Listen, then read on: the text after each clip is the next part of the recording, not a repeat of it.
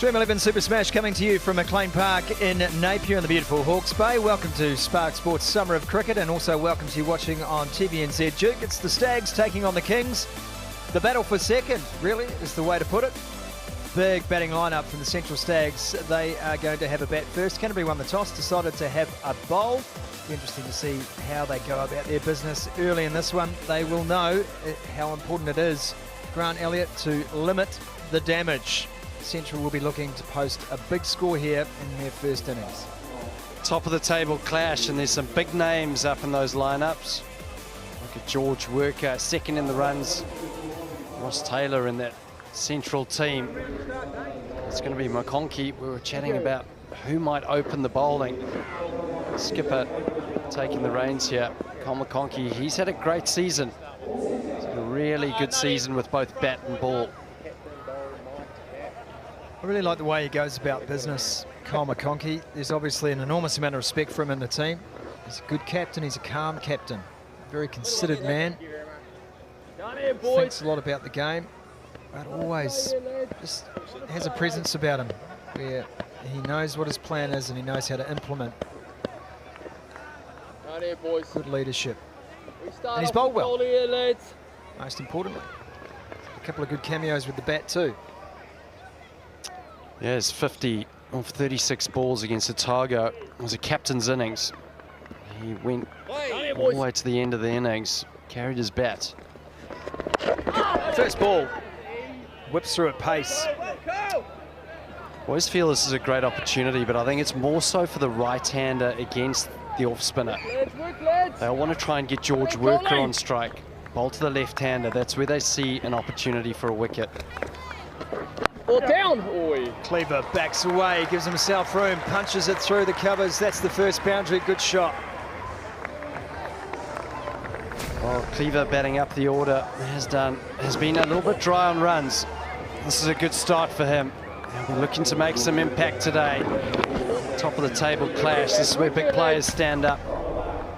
That's a great start. Down! Yeah, good call, good call. Awesome, boys. It's the mid-on and the Work here, lads. deep, wideish sort of mid-wicket into Cleaver. Now opening up that area. Happy to give him one. I see Cole. Try and get the left-hander on strike. Oh, another cracking shot. Great use of the feet from Dane Cleaver. Work Cole. Brilliant. He doesn't want one. He wants all of this over. He wants to make it a big one, and a great start for the Hinds. The Stags, rather. These double headers really do mess with your head. They're all dear.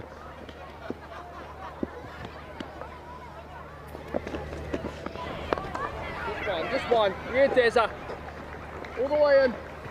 Well, this is why they've opened up with McConkey. So they want to bowl as many to Worker as they could. So Cleaver's played a good hand here. He's taken most of the strike. Nice, boys. He's got them off to a very good start. Work here, Cole. Is that middle, John? We keep coming here, boys. Middle, Sunday, George. Yeah, great start from Cleaver. Taking it to the Canterbury captain. On the board here, Coley.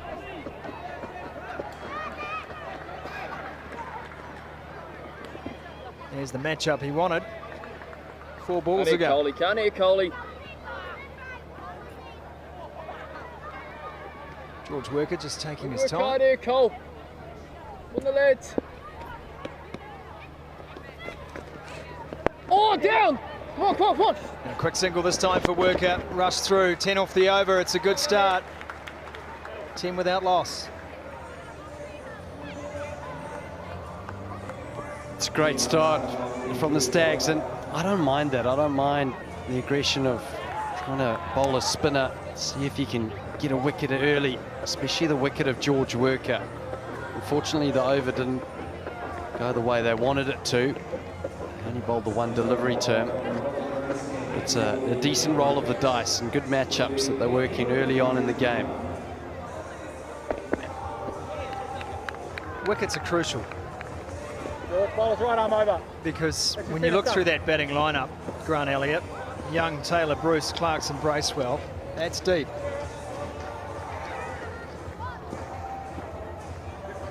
Some big players there. Middle order, as you say.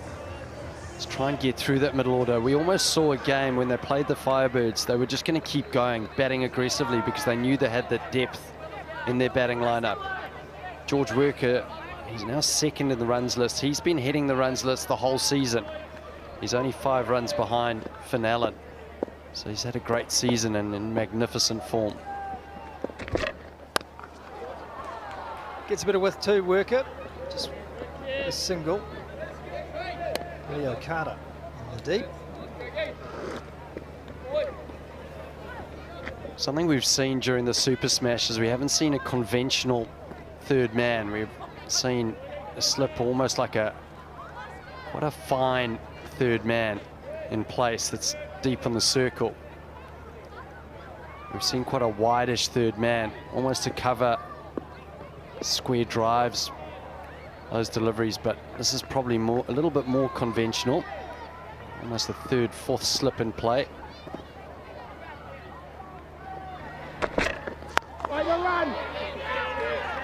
Good areas from Henry. Good bounce too. They'll learn from the previous game, the women's game. Anything with width was quite easy to put away, but anything that was on wicket to wicket line was a lot tougher to hit on the surface. So Henry will be looking to make sure that his line is good. And the batsmen can't free their hands through the offside. Case in point, run out. Can you believe it? George Worker has been run out as Cleaver took off for a quick single. Top run scorer for the Stags, and he's been having a great season. Chad Bowes, side on. Crow hop, as good as you like. Georgia, no chance. George Worker, he leaves for 2. The score's 11 for 1.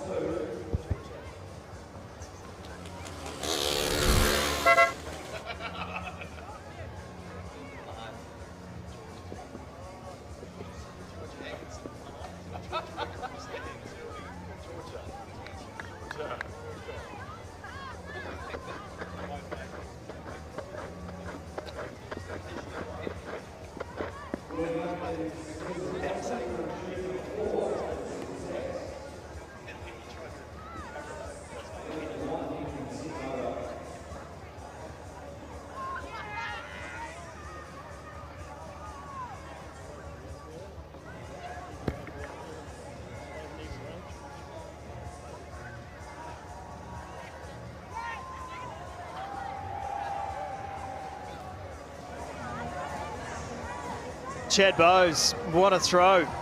One stump to look at. There was no one backing up. It was either hit the stumps or be nowhere. Zero-sum bet. Chad Bowes pays off big time.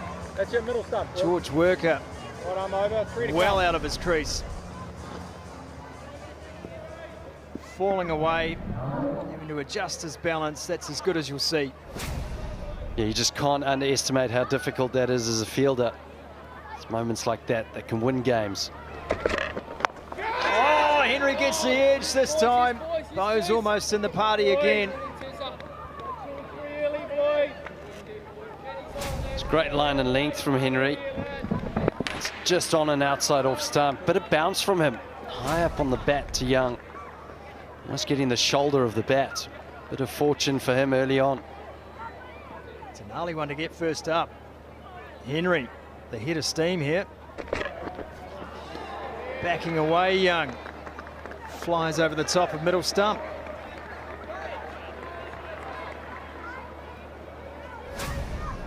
See a lot of runs square on this field, Napier, especially in the back end of the innings. Short boundaries are square. Use the pace of the delivery to get underneath it. Early on in the innings, it's an aggressive start from Young.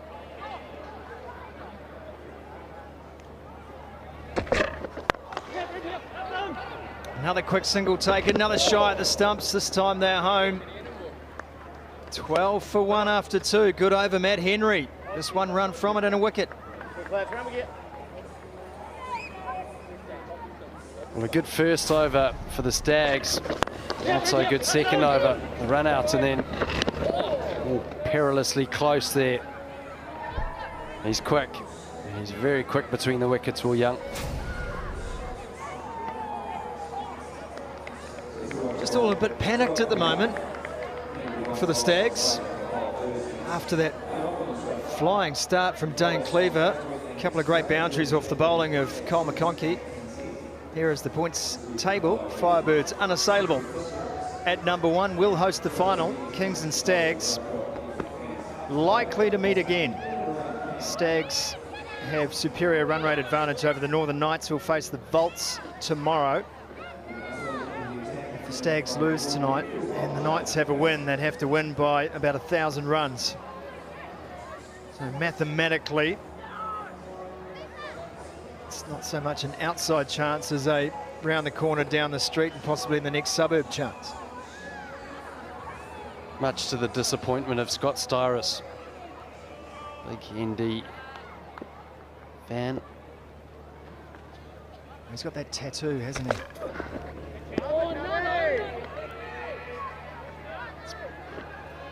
It's magnificent.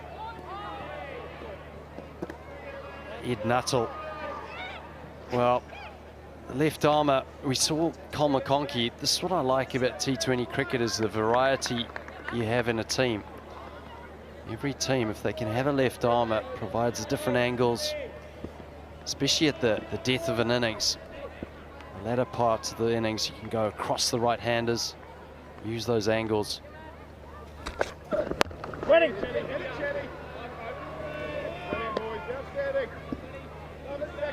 Will Young missed the first 4 games, came in on the 5th game against Otago and started really strong. Got 50 of 25 balls and followed that up with another score of 68 of just 43 balls. So he's in decent form, hitting the ball well. He's a big player in this team, someone that can get them a formidable total. We heard Tom Bruce talk about 200 sumo. Aggressive stuff early on. Well, I think he's making the point where that's the expectation here. Oh, wow-wee.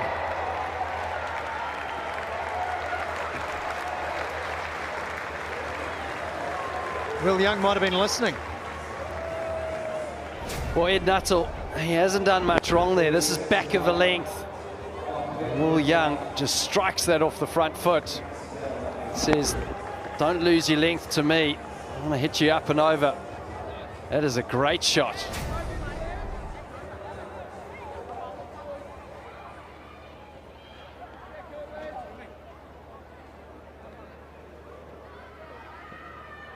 A real settler for Will Young. Feel good about getting that off the middle. Nuttall now, and that is full and driven. Both sides of the ground. Will Young showing some class. Secret to success in a lot of T20 batsmen is the ability to hit bowlers off length. That length, the top of off stump. The ball before, probably just above top of off stump. Nuttall changes his length, gets a little bit fuller. Will Young drives him through the covers. It's a shot of class. Pressure back on Nuttall now. 2 dot balls to start the over, followed by a 6 and a 4.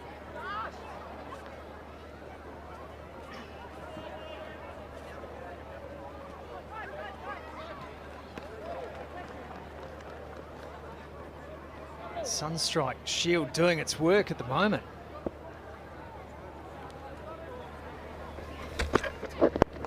Slower ball.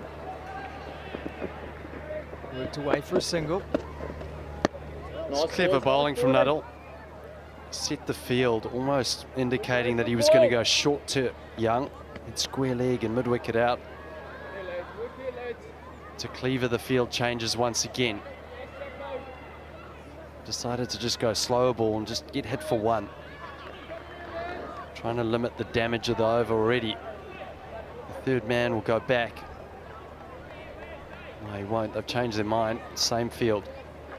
I heard the phrase, Scotty Styris who mentioned it last game at Eden Park Outer Oval about getting out of the over. He's not going to get out of this one without conceding another single, but could have been worse. So Nuttall finishes with 1 and 1, 24 for 1 after 3.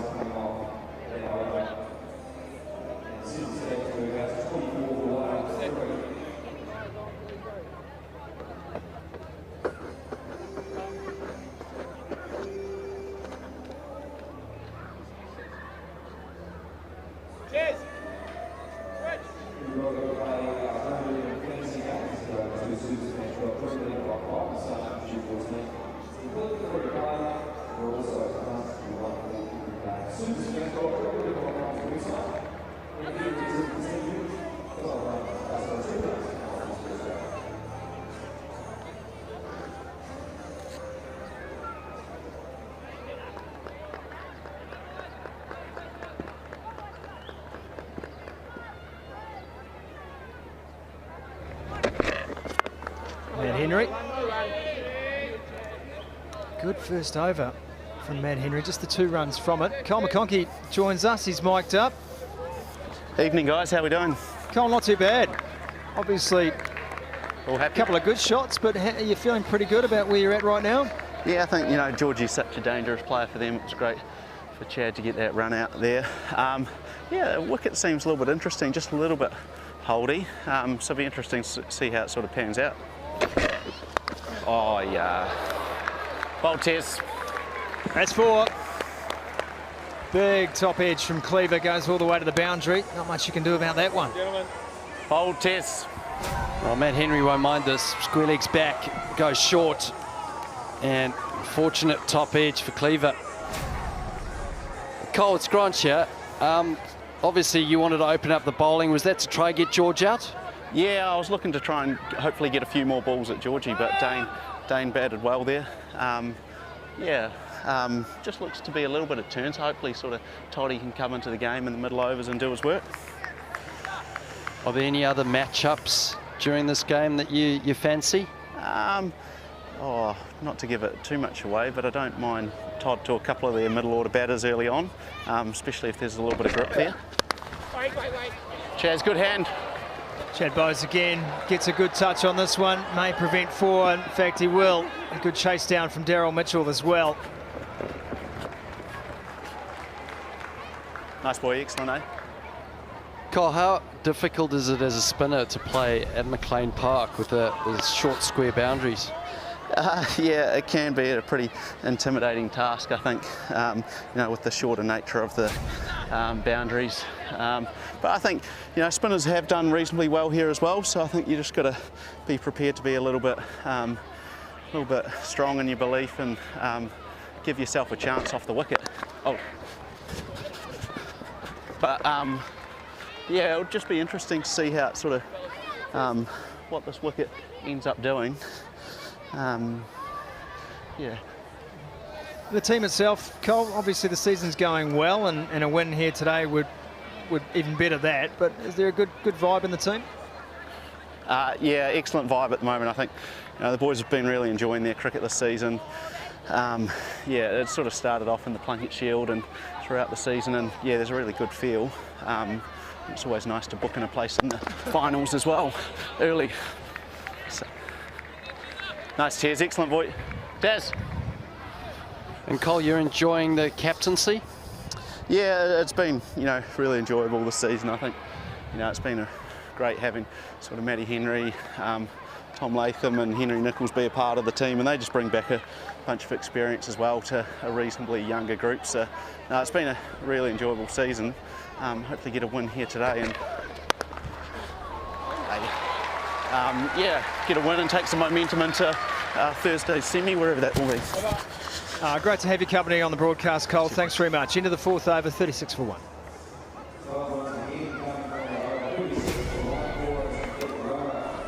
Well, it was wide. Dane Cleaver, we saw in the first over, anything with width, he punished.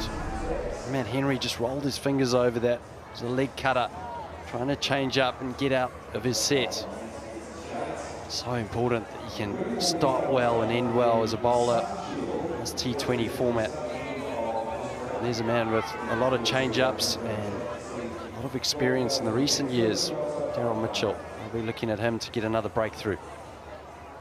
He's got his player to watch in his Game 11 players pre-match broadcast today.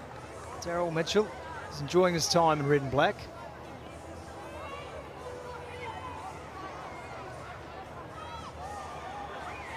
He's had a great season. Almost become somewhat of a cult hero in the New Zealand cricket scene, the Dazzler.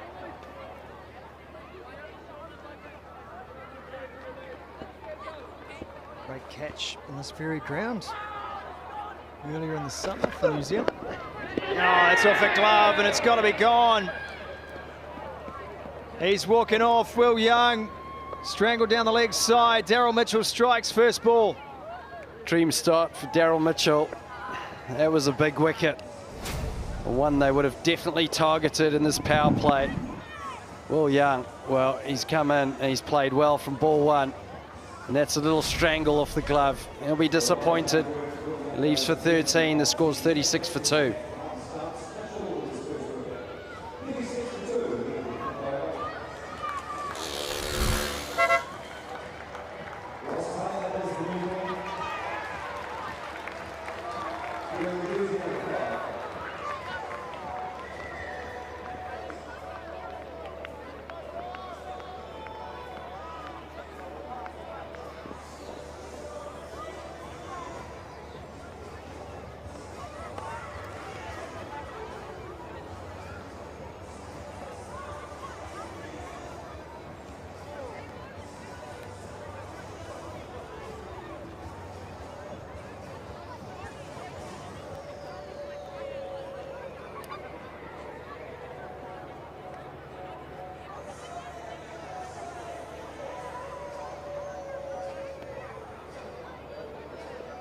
Wicket Will Young brings to the crease one of the all-timers, Ross Taylor.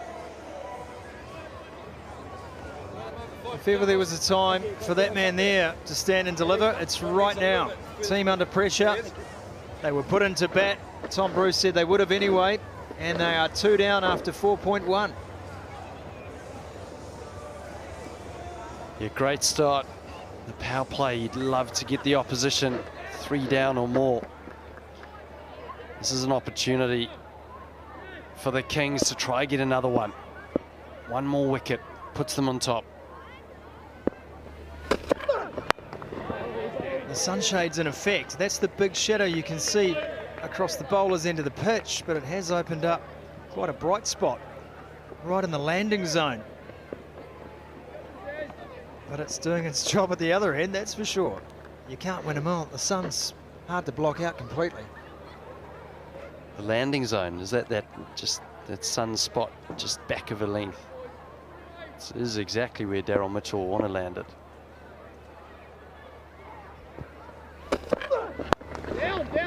Right in there, it's a hand on it. Have you ever met a man who enjoys his cricket more than Daryl Mitchell? He just loves it. He's had a great season. I mean, everything he's done for New Zealand cricket, ball or bat in hand, he's done it well. Same with Canterbury, the Kings. He's an integral part of this team. Someone that they'll be looking to get breakthroughs, but also with his bat in hand, he's been prolific for them. Oh, that one roared up on Ross Taylor. Called wide.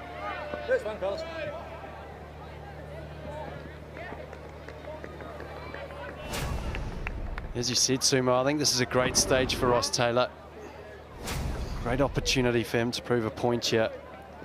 Come in, play an innings of substance for his team in a top of the table clash. Yeah, and not for Ross Taylor, for his team. His team needs this. A shout for LBW. Mitchell thought they might have been pad first in that play. League byes called. It's all pad.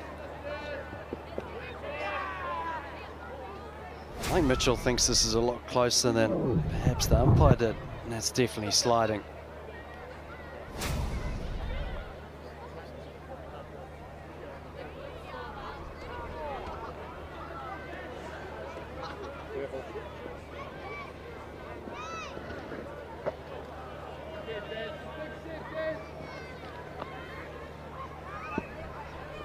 Oh, hat tip to the Napier City Council. Managed to block the sun. That's good fielding. That was coming at a rate of knots. Not blocking the sun there. And Todd Astle would be looking straight into that. Was that a drop catch? I thought that had landed before Astle. Yeah, I think it was maybe just a touch almost on the half volley. Gee, Cleaver hit it well. There you go, just on the half volley, so that's good fielding. Especially into the sun there. It's one of those stingers, Scotty. I'll let someone else field that. Slower ball that time from Mitchell. Into the over. 5 gone, 38 for 2. It's a very good over. Backing up a wicket. The pressure of the new batters dotting it up. Just the one off that over. Really has been a good start here from the Kings.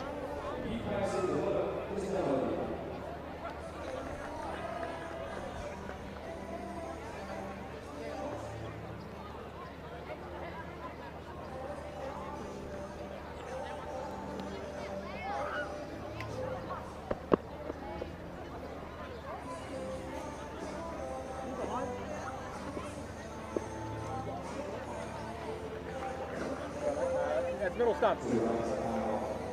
Just a fraction. Leg stump. Leg stump over, Ross.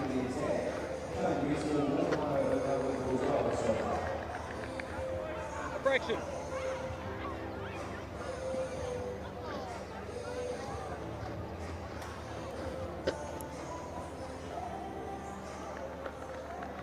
Ross Taylor yet to score off 3 deliveries. Ed Nuttall back into the attack, 38 for 2 after 5. Great to have your company as Spark Sports Summer of Cricket continues. Don't forget the first T20 against Australia for the Black Caps, February 22nd at Hagley Oval. A sellout crowd will be on hand for that one. Nick, no. We were chatting to Cole McConkey earlier, and he said, when I asked him any matchups that he fancies in this game, and he spoke about unleashing Todd Astle to the middle order of this Stags team. Now, the strategy with the Kings is where they can be really effective is if they get 3 wickets up front here, they can operate the spinners of Astle and McConkey through the middle, get through overs quickly, also look to get wickets.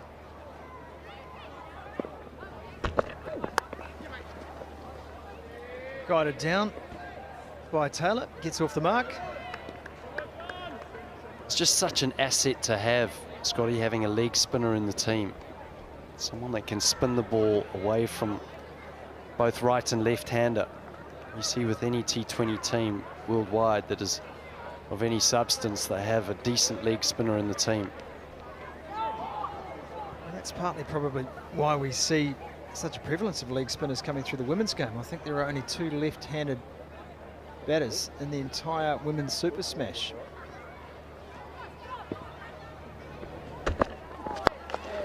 Driven on the up. No run. This is those tough situations for Cleaver. He knows that his role is to get through the power play and bat dominantly.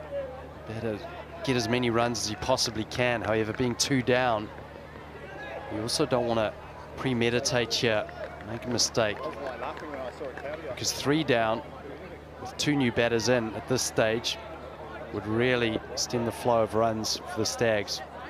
Yeah, it's compounded a little bit in his concern because Taylor at the other end is just 1 of 5.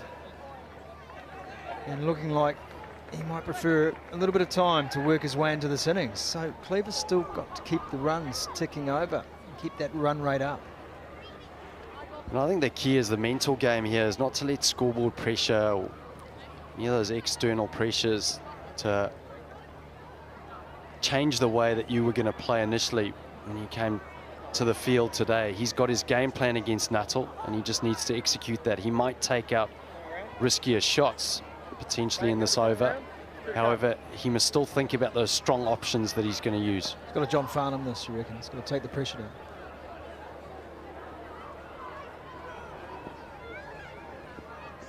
Good advice from Farnsey. Quick single taken. It's Taylor quick off the mark.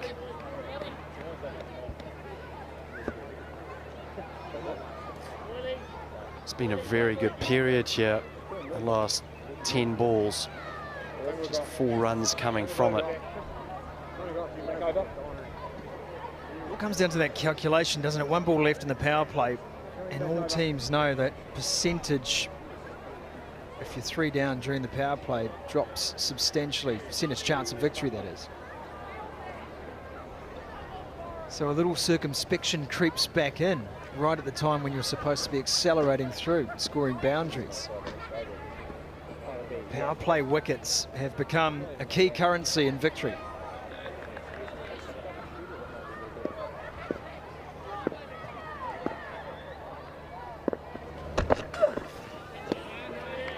Swipes at that one, Ross Taylor misses it by a mile into the over. Power play done, 40 for 2.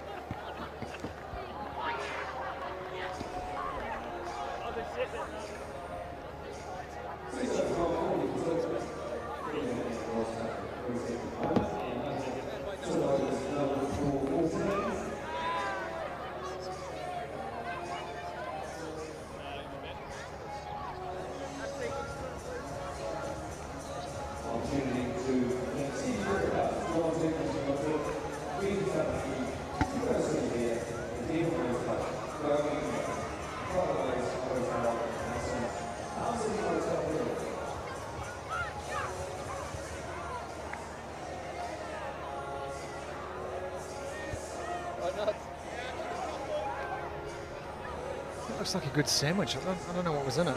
Was it a sandwich or was it a KFC double down? Oh, what was that? Frankie Mackay and Scotty Storis joining us. Good win, Frank. Yeah, very good one. Very, very tidy indeed. So, yeah, thrilled sitting here and hoping that Auckland can get up over Wellington.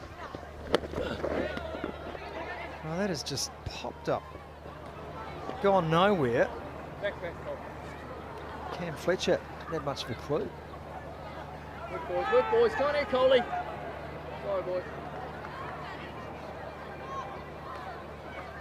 Come on here, lads. Crucial over here for Cole McConkey. Come on here, Cole. Come on, Cole. Keep working, boys. Keep working. Got the strangle on at the moment.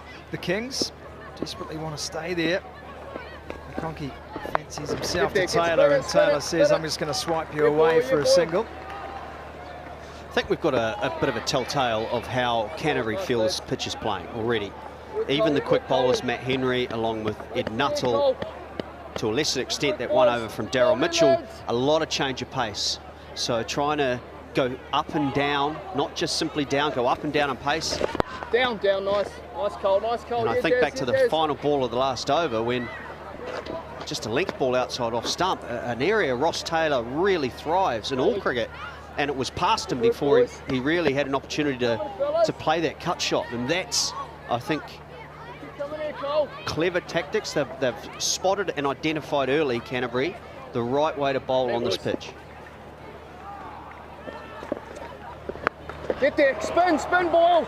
Chance, no, bounce, and again, fielded in the deep. I'm interested you brought that up because there used to be a lot of talk in cricket about the effort ball. We talk all the time now about the slower ball, the off-pace delivery. But is the effort ball still crucial as well in terms of the bowling arsenal? Down, yes, yeah, oi. Yeah, it is. I mean, some bowlers have the ability to bowl a quick bouncer. Daryl Mitchell's one of those. He's getting quicker all the time. Every year he's becoming someone who can get to that mid-130s mark when everything's clicking. So he has the ability to bowl a fast, just one. A fast bouncer. In boy. Nice, Chad, nice. And in that way, just keep you on your toes. 45 for 2.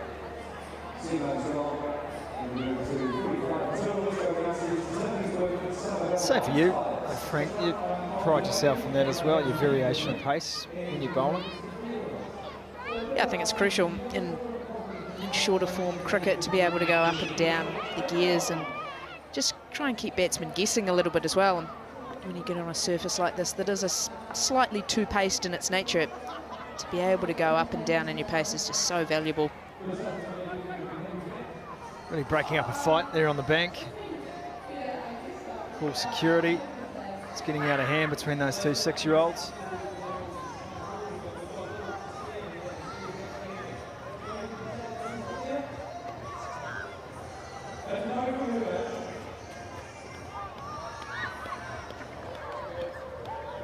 Fascinated to see too how much turn there is, because this is not a ground traditionally that does turn, and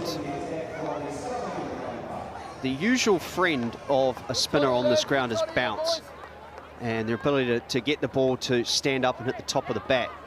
So just keep an eye out, see what Todd Astle can do. He's not a huge turner of a ball in white ball cricket. He likes to just slide the ball through with the odd tossed up delivery, the big leg spinner that he has.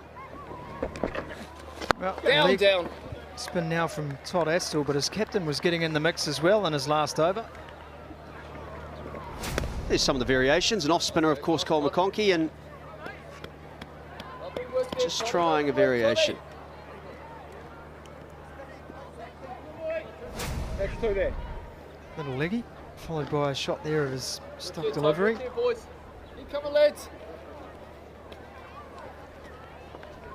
Todd Astle's enjoyed his cricket this season. Spoke to him during the internationals where he didn't get a chance this year. Down. Yep, there's. And just seems very relaxed. He's made some decisions about what forms of cricket he's going to play. So he feels comfortable about his position in life, what he's achieved already in the game. I think it's just freed him up a little bit. Come on here, Toddy. I just think it makes it easy to train for as well. Take 4-day cricket out of the mix. Oh! Close. Yep. A little bit easier on the body as well, not having to get through such a power of overs. Good stuff A there, little bit more time to spend in his business, time to spend with the young family as well, and I think it's just made him really appreciate the times that he then is at cricket. The ability to turn up, have a good time, smile on the face, contribute to it, stay nice and fresh, and I think it's worked really well for him in white ball cricket this year. Oh, get there, Chad. Yeah, nice, Chazzy, great movement. Chad Bones again in the action. Back in me. I think as well. Nice nuts. I must confess, myself, I was surprised when he made the decision, Todd Astle, to give up the red ball and go solely to white. At the time, he was close and arguably should have been in the New Zealand Test side and wasn't really that close in the white ball game. Oh! Yeah, Daz. Nice boys. Yeah, I mean, I guess it's a touch of pragmatism, isn't it? As Frankie outlined, you've got business interests, you've got family interests. You think to yourself, all right, I still want to play the game, but what is the level of commitment I can afford? Fun is a component. White ball cricket is a lot more fun than red ball cricket, that's for sure. And maybe he just enjoys it. Down. Yeah, nice. Quicker this time from Astle. Slight misfield from Mitchell, and the single taken. 51 for 2 after 8.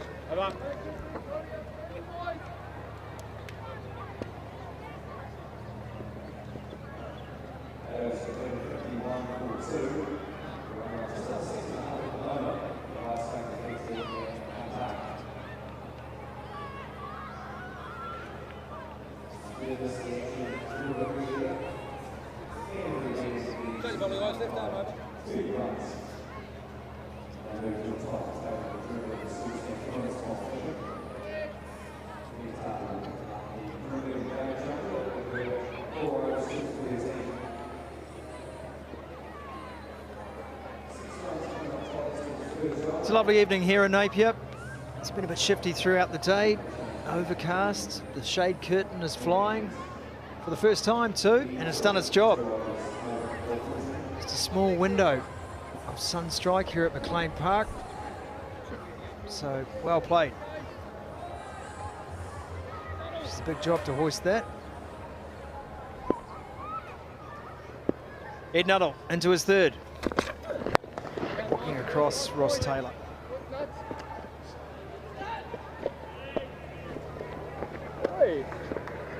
Spending his money early, isn't he, with Ed Nuttall into his third over this quickly and this early.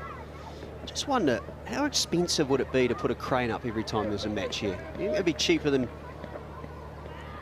$350 now, is what I'm hearing. Or would you be better off to put 2 flagpoles and leave it up full time? Well, I think that might be the idea, if it works.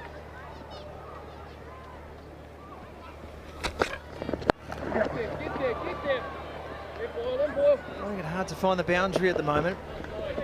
Nice boilie, nice boilie. Great movements out there. Yeah, it's not Johnny. cheap. It's not a cheap option. I'll give you that.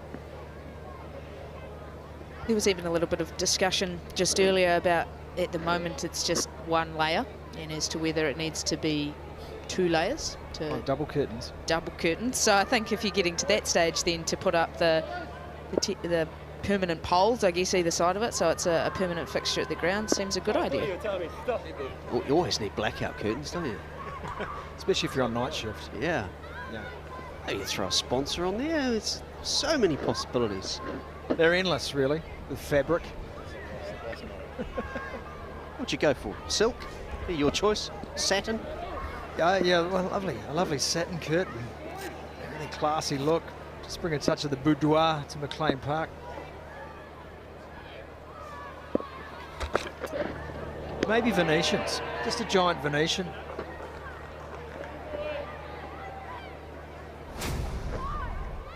Never thought I'd be talking curtains and blinds here at McLean Park, but here we are.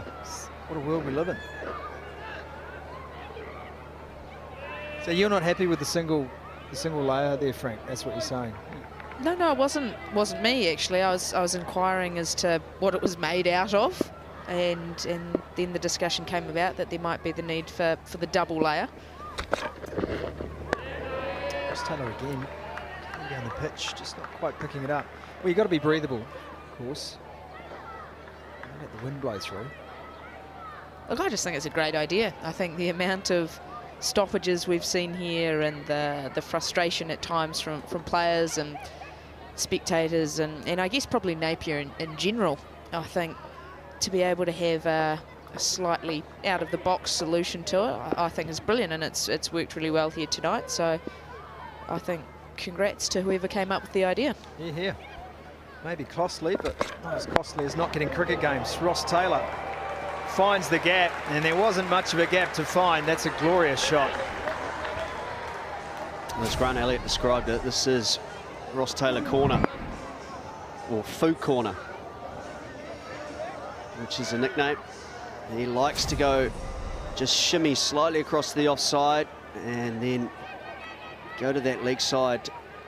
He realises he was, what, 6 off 13 before that delivery. Needed to get going. Goes again, Ross Taylor. That is in the stand. Caught in row wide. Nuttall will be disappointed with the follow-up he's gone to there. Just right in the slot for Ross Taylor. He's just been able to deposit it onto the roof of the stand by the looks of that. Just that little shimmy across to the offside once again. It's right into the slot, the on-pace delivery, and Nuttall knew it straight away. Head down and then try and find it somewhere up on the roof. I didn't realise it had gone that far. There you go, Ross Taylor getting hold of one. The box of balls is out. Time's gone by. When Ross Taylor starts getting these away, then as the opposition, you are starting to be in a lot of trouble. And when they come out of the middle of the bat, especially, just starting to build though, aren't they? They'd be behind where they would feel like they need to be. 64 off the best part of 9 overs. Somebody needs to put the foot down. Just shows how quickly things can change as well. I mentioned 2 balls before, 6 off 13. You start to feel as a batsman, where's my next run coming from? You can start to feel yourself sucking any momentum out of the innings, and then the ability to go 4 and then the next one go one bigger 6. All of a sudden you've caught up, pressure's back on the bowler. He's been able to fight through that tough patch as Taylor.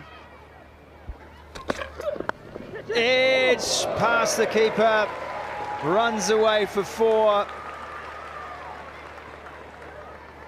Some power, some panache, and then a bit of Ross Taylor luck as well. 68 for 2.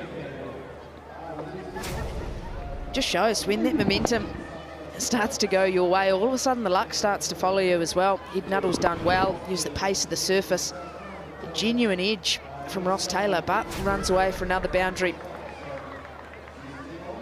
Big over coming from Ed Nuttall, his third, 17 runs off it. I think what that last ball showed us too is that there's plenty of bounce in this cricket pitch, even though it doesn't necessarily look like a traditional McLean Park surface. That last one showed that Ross Taylor just got big on him, and if a slip was in place, he would have been in business. But it's the downside of T20, isn't it, for Ed Nuttall? He bowls a good delivery and gets taken. Full toss from Todd Astle. Nice, lads. Yeah, you speak about a slightly different surface, and it's just a little bit fluffy almost on top, rather than normally when you hear at McLean Park, it almost has a sheen to it. You walk out to the middle, but it's just meant a little bit of variation in the bounce. Some have really kicked on at usual McLean Park bounce. Down, yeah, nice. And others, it's just felt like it's just sat in the surface a touch and gripped and held. So it's tough, especially if you've got bowlers who are good at utilising the cross seam and three-quarter seam. If they can land it on the leather or on the seam, it'd be very difficult to pick up. Oi. Talking to the Hines coach, Jamie Watkins, saying You can sit, it's they fine. had left an awful lot of grass on the pitch, intentionally so, the groundskeeper.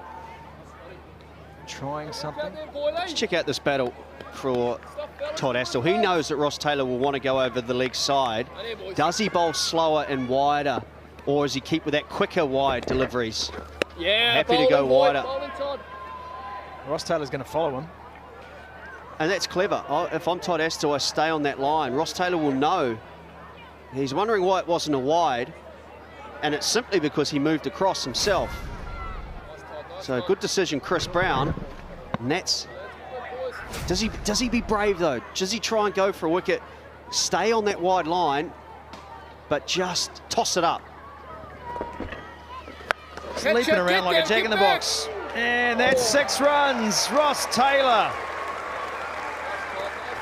pulled off a jig and then cracked it for 6. That's exactly what you're talking about. And to be fair, I think that's really excellent bowling from Todd Astle.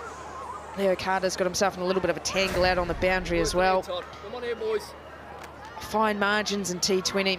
Todd Astle unfortunately pays the price there. Taylor again.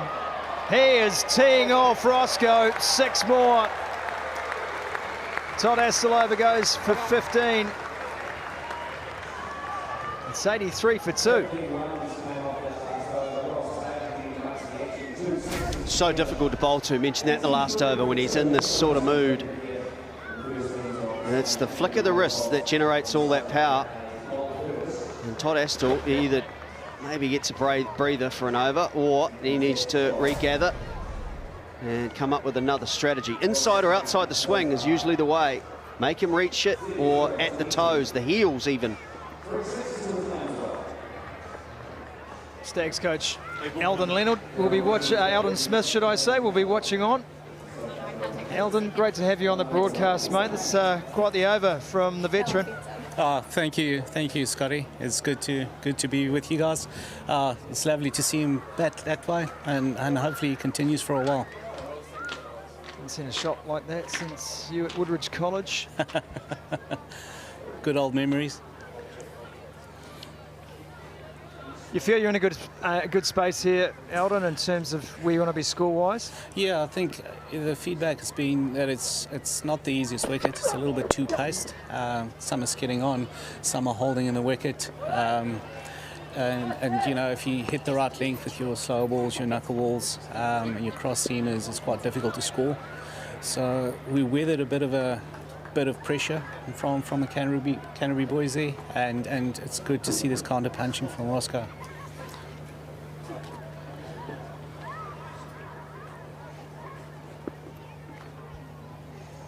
There's a job for Ross Taylor just to simply continue going.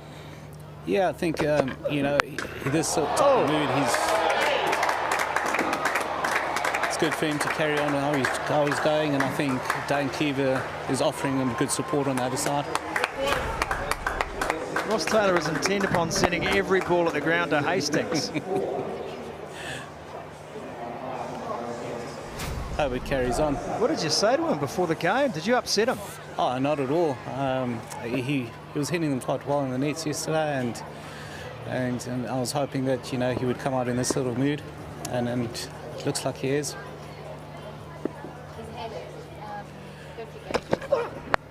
And again, Ross Taylor is having an absolute field day at McLean Park.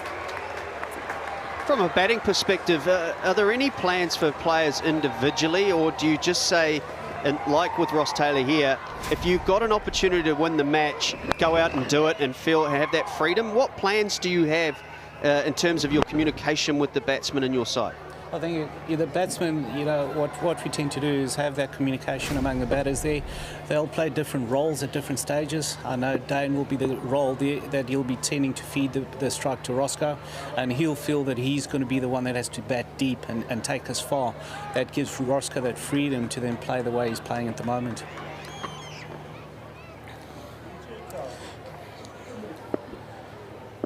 Pressure here on Daryl Mitchell as Ross Taylor takes strike again. He didn't quite get all of that he wanted, Ross Taylor, but it falls safely. Bowes does the fielding.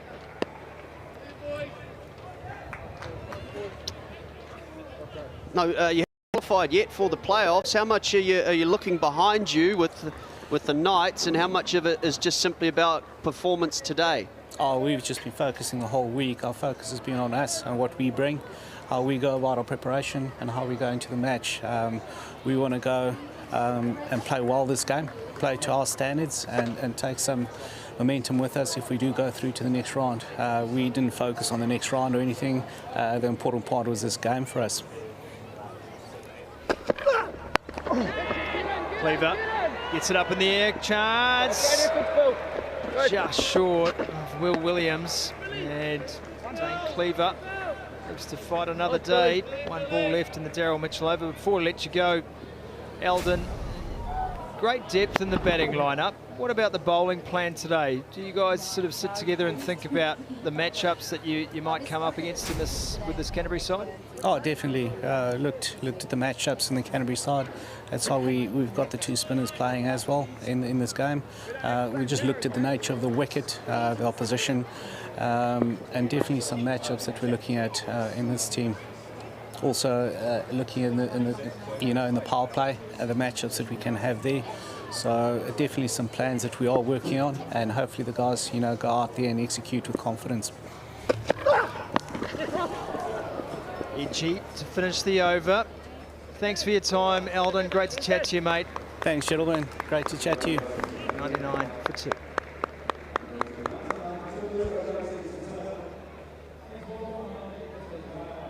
It's a problem going to school with two Eldons. Eldon Smith, not Eldon Leonard. It was confusing at lunchtime, I can assure you. I have no doubt it was. Still confusing 27 years later.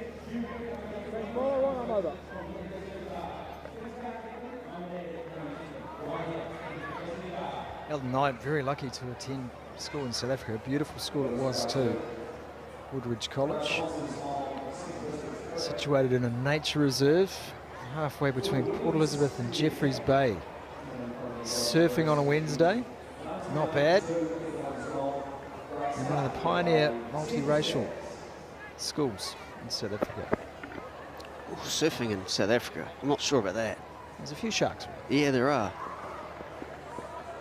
This is look out if you are a Canterbury fan, because there is nothing worse than coming on the bowl for your first opportunity in the match, and two players, particularly one, is looking to take every single ball down.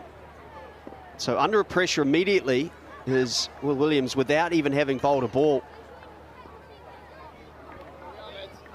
The man on strike is putting on a show for the locals here and for all of us watching. Goes again, Ross Taylor, chance, no chance. Into the hoardings, 6 more, and that's 50 for Taylor off 25 balls.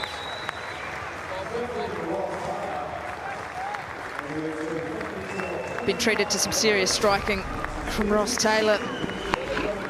Gets a little bit of a gift to bring out 50 with. Hit flat, hit hard and all the way. Look of focus as well with Ross Taylor today. Just remember, he was 6 off 13. The way he's been able to turn this innings around and bring his side well back into this match. Oh! Maths isn't a strong point, but that's 46 runs off 12 balls. 47 off 13. You're welcome. It was before he took the single, but point taken. Boys, work, boys. I knew that was going to come back to bite me. 6 sixes from Taylor in this innings. And a joy to watch. That last delivery as well from Will Williams, that's what he's going to attempt to do. Often used as a death specialist in this Canterbury side. They've had to go to him early. And amongst this Ross Taylor onslaught. Slower one, just got through the defences, got through everything. And looking at this from a CD perspective as well, it's trouble for them, or if I'm, say, the coach of the side, I'm only disappointed if Cleaver's the next one out. Now, he doesn't want to get completely negative, and I love the way Ross Taylor's walked down and just had a chat to him to say, keep your intent, still look to be positive and aggressive. If it's there to be hit, hit it, but make sure I'm the next guy who's out, because I'm going to go for every single delivery and try and take this out of control. That way you still are there in 4 or 5 overs time. But it doesn't mean he completely gets defensive. Is that a catch? Yes, it is. Sharp work behind the stumps, and it has come to fruition. Cleaver, trying too much, is gone. It's an outstanding piece of wicket keeping from Cam Fletcher.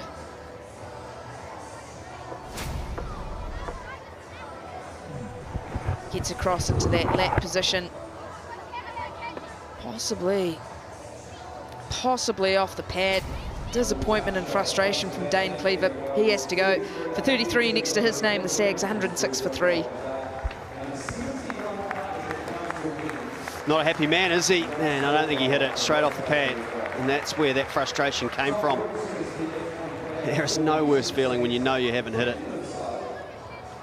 And you have to walk back to the pavilion. No DRS, of course, here in the Dream11 Super Smash. He would have teed that up in a nanosecond.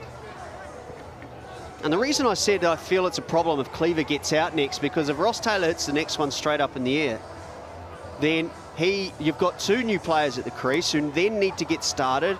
Canterbury are back in the game and able to squeeze as much as possible. And now you're starting to play with Ross Taylor's mind. I can't afford to get out. Can I be as aggressive as I've been over the last, well, 5 overs?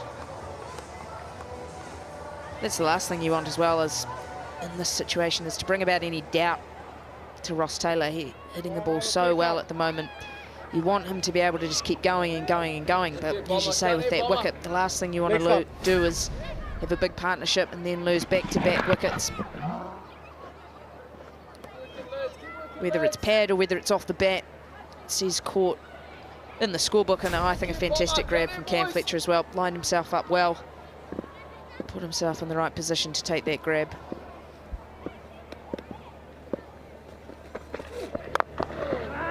Oh, Kenny! Yeah, it's good fielding. Keep the clue up.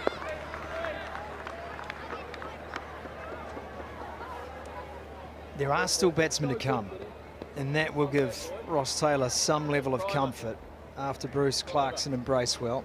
Leopard can swing a bat. But it's the fact that everything was going along great guns. Run rate was increasing by the over. Oh, yeah. Naturally, there's going to be a pause here. It's just taking the wind out of the sails a little bit, isn't it?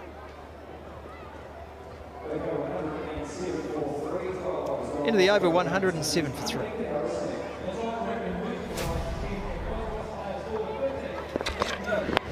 struggled to get going, did Ross Taylor. But after these 2 back-to-back blows from Ed Nuttall, all of a sudden, everything started to come out of the middle of the bat. Able to hit flat and hit hard through that leg side. Got all the power you would need. Put one up on the roof of the stadium.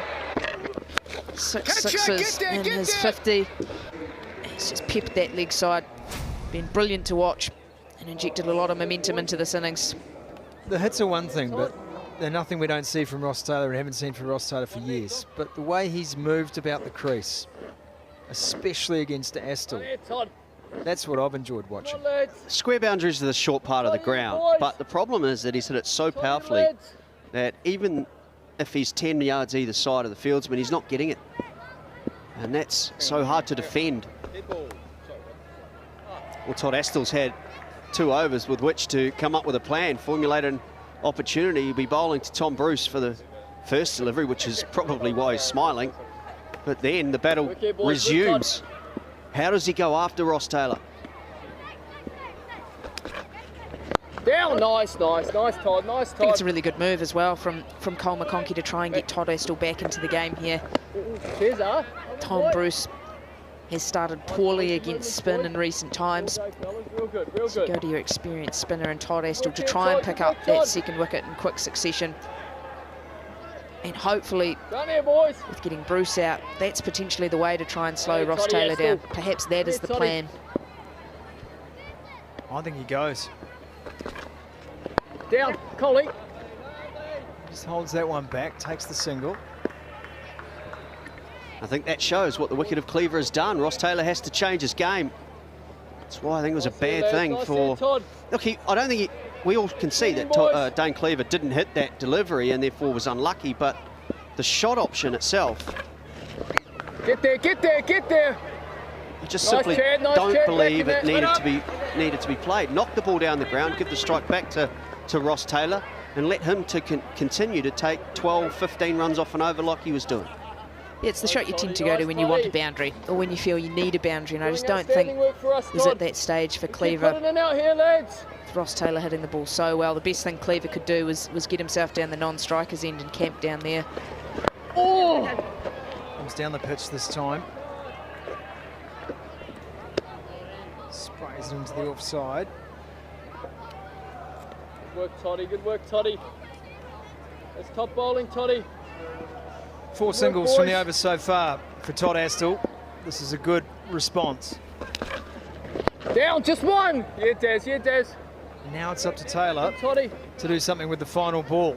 Or do they just see this Astle over out and then reset, recalibrate, go again? Yeah, I think the Stags have just given themselves a little bit of time here. I think once you see Tom Bruce get himself in, then it could well be back to that Ross Taylor onslaught. Down, spin. Can't get that one, Ross Taylor. Good over, Todd Astle. 5 from it, 112 for 3 after 13. Change upstairs. Grant Elliott will join Frankie and Scott. Oh, Peachy.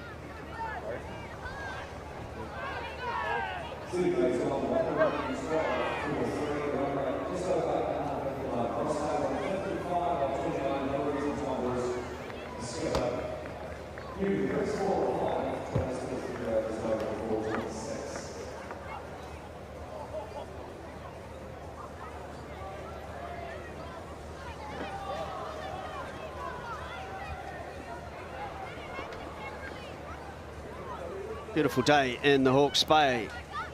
Sun is shining, which is great to see. A little chilly this afternoon, it's fair to say, but a beautiful evening. And the CD Stags at 112 for 3 on the back of Ross Taylor masterclass, 55 off 29. Big wicket in the last Will Williams over, and he, after going for 6 off the first delivery, fought back nicely.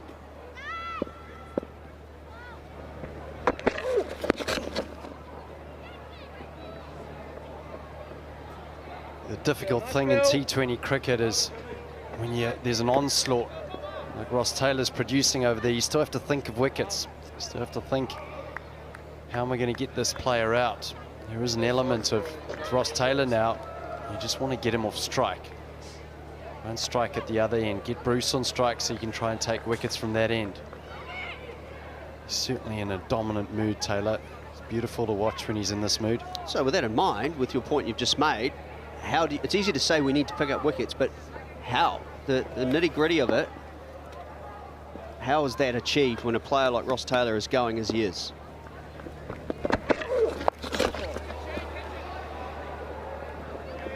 There's only one place you can bowl to Ross Taylor when he's in a mood like this, and that's wide outside off stump. He doesn't hit as well through the offside as he does through the leg side, which is why he shimmies across and tries to almost, well, it's not a shovel. He's got a very good flow and bat swing through that leg side. So anything lengthwise, he can get underneath it and hit it leg side. You need to get underneath the bat. Down, just one, just one. It's a good Keeper, length. keeper. Lovely hitters. And then by putting Ross Taylor under pressure by just giving him one. So it's that execution of the Yorker. That'll put pressure on Bruce to take unnecessary risk when he's just come in. The interesting thing is, though, for 10 or 12 years that I can remember, everybody's been trying to go wider and wider to Ross Taylor, and he's still able to use those wrists and hoik it to the leg side. Part of me thinks that the heel, his left heel, as much as the wider delivery, is equally as important. Change it up. If you bowl that length, it's not going to be a problem either way. Yeah, well, that's, I guess that wasn't quite wide line, but that's obviously Yorker length. And I totally agree with you, Scotty. I don't think you can get predictable. Any world-class T20 batter, if you're bowling a predictable line and length, they can manipulate that line and length by moving across the crease. So mixing it up every now and then. You do have cover on the leg side by going outside that left heel. Also give you the ability to sort of shut him down. Yeah, I'm with you. I think the most important thing is make Ross Taylor guess what's coming at me. Get there, get there, get there. Because that might be a chance. Oh, no. Oh, no, he's parried it over. Matt Henry, usually very good hands.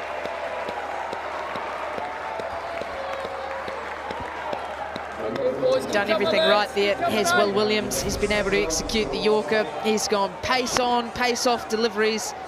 He's managed to induce a false shot from Ross Taylor. He just doesn't get the support from Matt Henry, and worse still, manages to just parry it over the boundary for 6 as well, just to rub a little salt into the wound.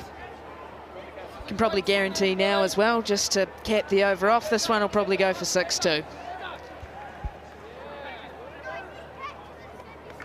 It's a horrible feeling, isn't it? Anytime you drop a catch, it's bad. The player that's going along like a train, even worse, and then when you parry it over the line, it's a triple whammy. Get there, get there. Nice chat, in. Just be one, and Ross Taylor will keep the strike. 122 for 3. Yeah, I think the difficult thing for Henry here is he wasn't too sure where the rope was. He almost had another half a step that he could have taken that he didn't. And he knows that's a big chance. That is a huge chance that was given to the Kings. That's a good point you make, isn't it? As a coaching tip out there, the general thought is find the rope, then find the ball.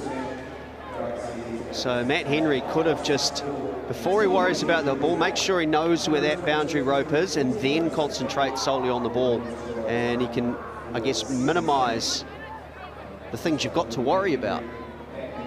He will get an opportunity. Matt Henry looks like he's back into the bowling crease, maybe dislocated his finger.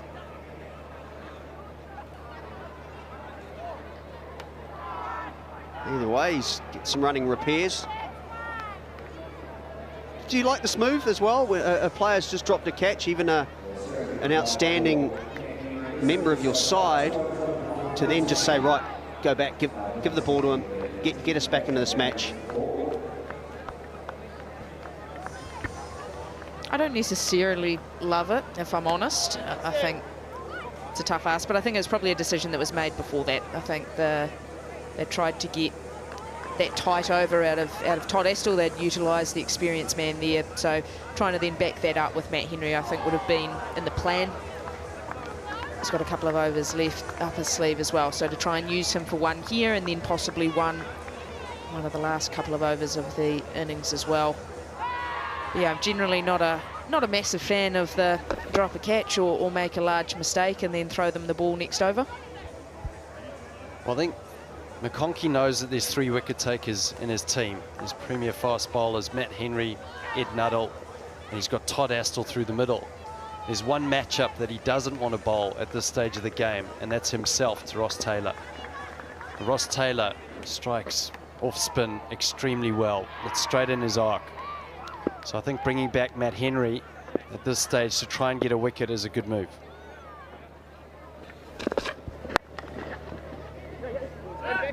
Looking to push for 2, but the field is a good one. 2 out on the deep cover, deep backward point, deep cover boundary.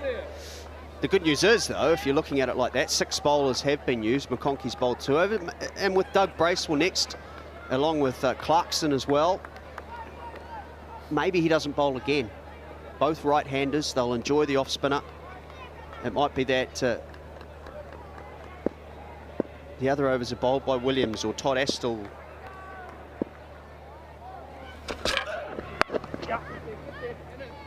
Yeah, I think Will Williams bowls that it's shared with Daryl Mitchell, that sort of the death overs at the end, which gives McConkey the luxury to bowl someone like Nuttall or even Henry sometimes through their 4.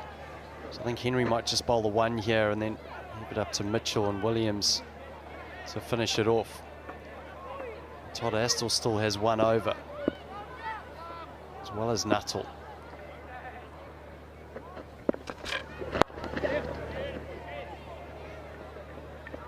I still believe Canterbury's in front with where we sit. I think it's a good surface. Ross Taylor's proved that. He's playing an absolute gem of an innings. Coming to the end of the 15th over, less than 130 on the board. If that's the situation, then you're looking at 180, 190. Maybe at that point you're starting to say CD be quite happy, but we've seen some big scores on this ground.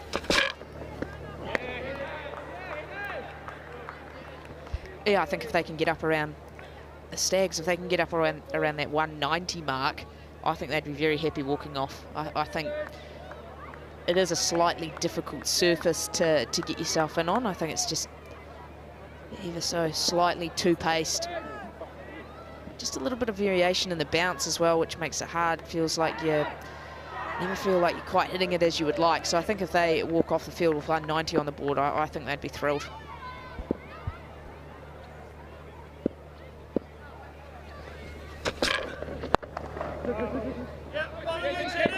They look to come back. Ross Taylor will do so. Even as the old man of New Zealand cricket, he can still move when he wants.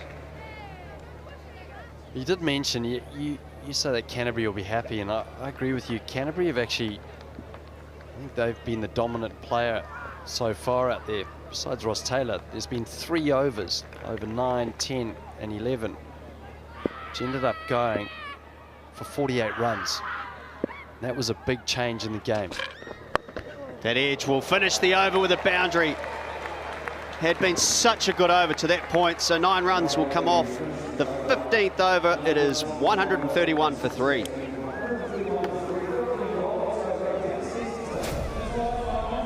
Henry needed to get out of the over.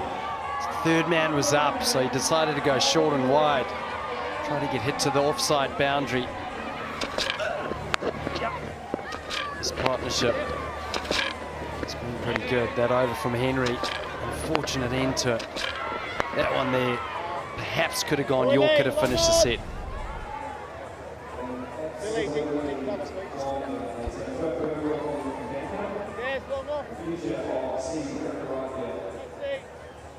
Yeah, there's a lot of talk about how you start your over, but also how you get out of it. And I think the experience of Matt Henry, it's just missed there. Miss execution. Don't think it was the plan to offer up so much width. No protection out in that area. So a disappointing finish. What could have been a very good over for the Canterbury side. Ends up another good one for the Stags.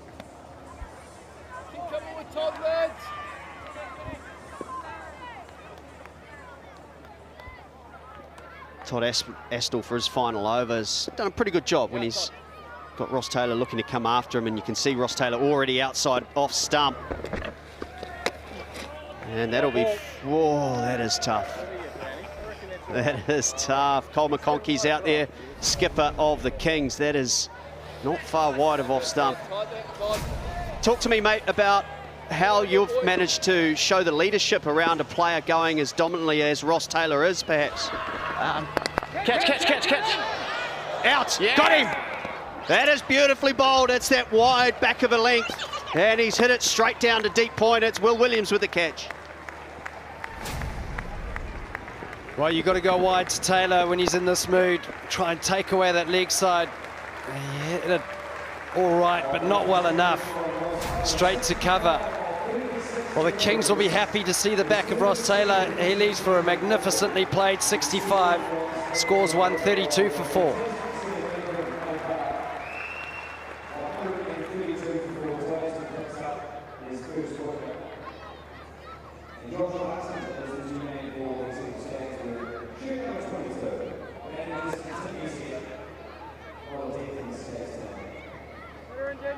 Just good courage as well from Todd Astle.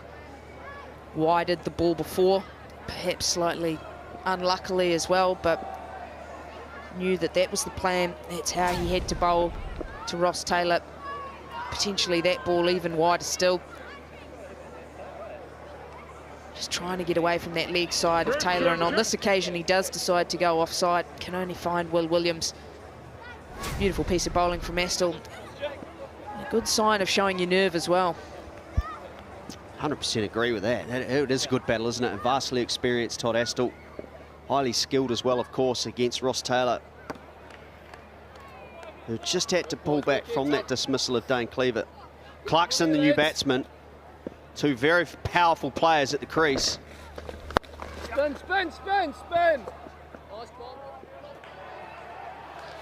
I'll come back on the misfield and get there easily. We've still got All good, Bill. Cole McConkey out there, the skipper. How much of a relief is that? Yeah, that's really nice timing coming onto the mic there. No, Ross played really well, didn't he? He was getting a hold of a few and looking really dangerous. So excellent work from Toddy, and pretty happy to get that wicket. Down. A few more discussions with the bowlers than normal, perhaps, in that situation. What do you look to talk to the bowlers about when a player's starting to dominate like that? Yeah, I think, you know, like just that calmness under pressure. I think, you know, we've got some experienced bowlers here, but I think just nailing our skills. I think he's obviously a world-class player. Catch. Get there. Well, that will be straight down the ground and a boundary. Straight away, Tom Bruce.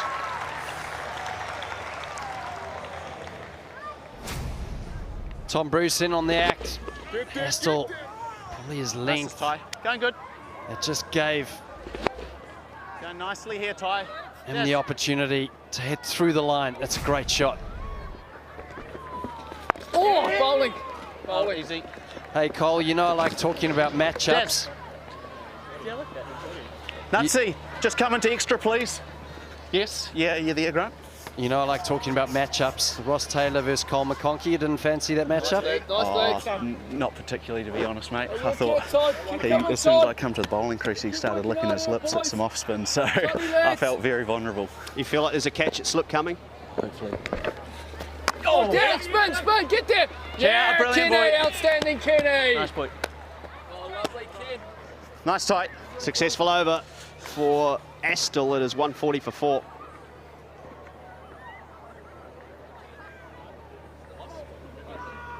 I'll go back to 45. Yeah. You all happy, Dazzler? Yeah, very good.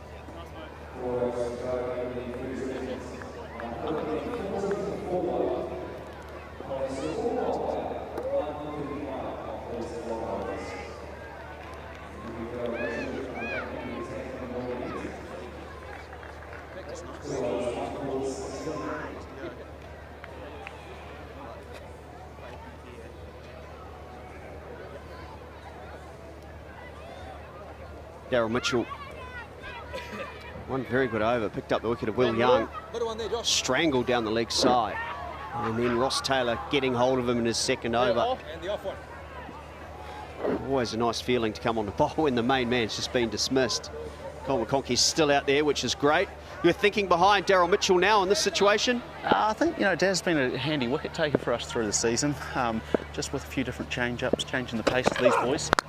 You know, these two are obviously two really powerful players, so, you know, hopefully get another wicket here and get into their tail a little bit. He's made the move down from the Knights. Nice Just work, tell us a little bit more about what he's managed to bring to your Kings dressing room. Daz has been immense since he's been down here. I think not only with the bat and ball, but you know, in the changing room, he's fitted in really well. But he's just brought that calmness. Like I was saying before, that calmness under pressure. He's been in some big matches, and you know, he's brought a lot to, I suppose, the younger bowlers and batters in our team. That is a beautiful shot, genuine cricket shot as well. Backward a point for 4. All good, Daz. Tom Bruce, the skipper. Yeah, it's a Good tough to shot watch when for he's him going over well. mid-off, eh? Nuts, you go. Wide, he just leans on it. There's no one there. Third man's up. It's a very good cricket shot. Last question, mate. Right from the start, it looked like your fast bowlers had the slower balls, the change-ups in mind. Was that a plan right from the beginning, or was it a quick adjustment once you saw the way the pitch was playing? Little bit of a quick adjustment, I think, you know, without there being too much lateral movement.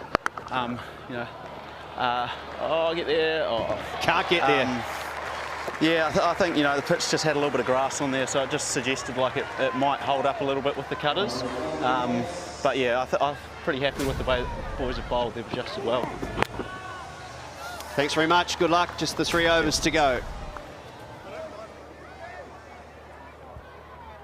Looks a great pitch though. Talking about cutters. Early on, you want to try those cutters, see if there's changes of pace make a difference. To me, it just looks like it's sliding on beautifully, especially when you give it a little bit of width. Now, we need a Jimmy Neesham here.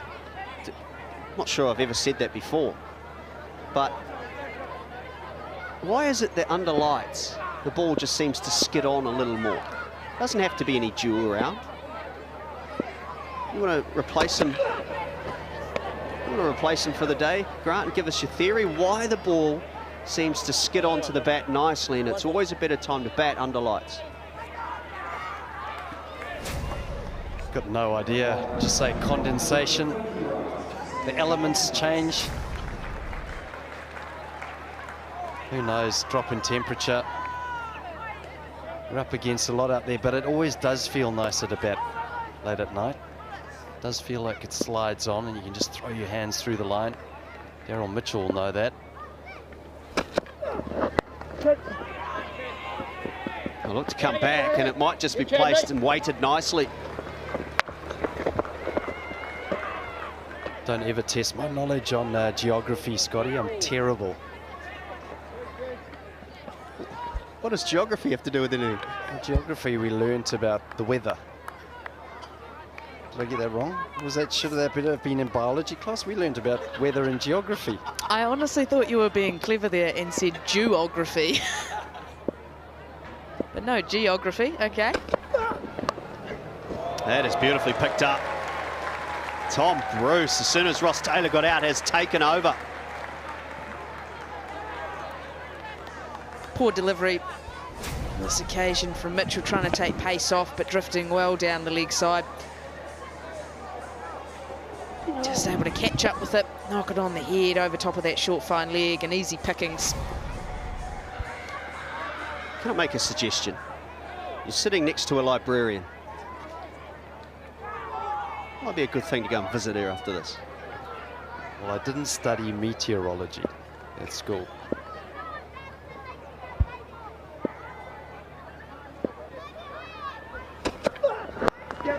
That's good length, Yorker. And they will come back once more. That is really good cricket from CD. Massive over to finish the 17th. 158 for 4.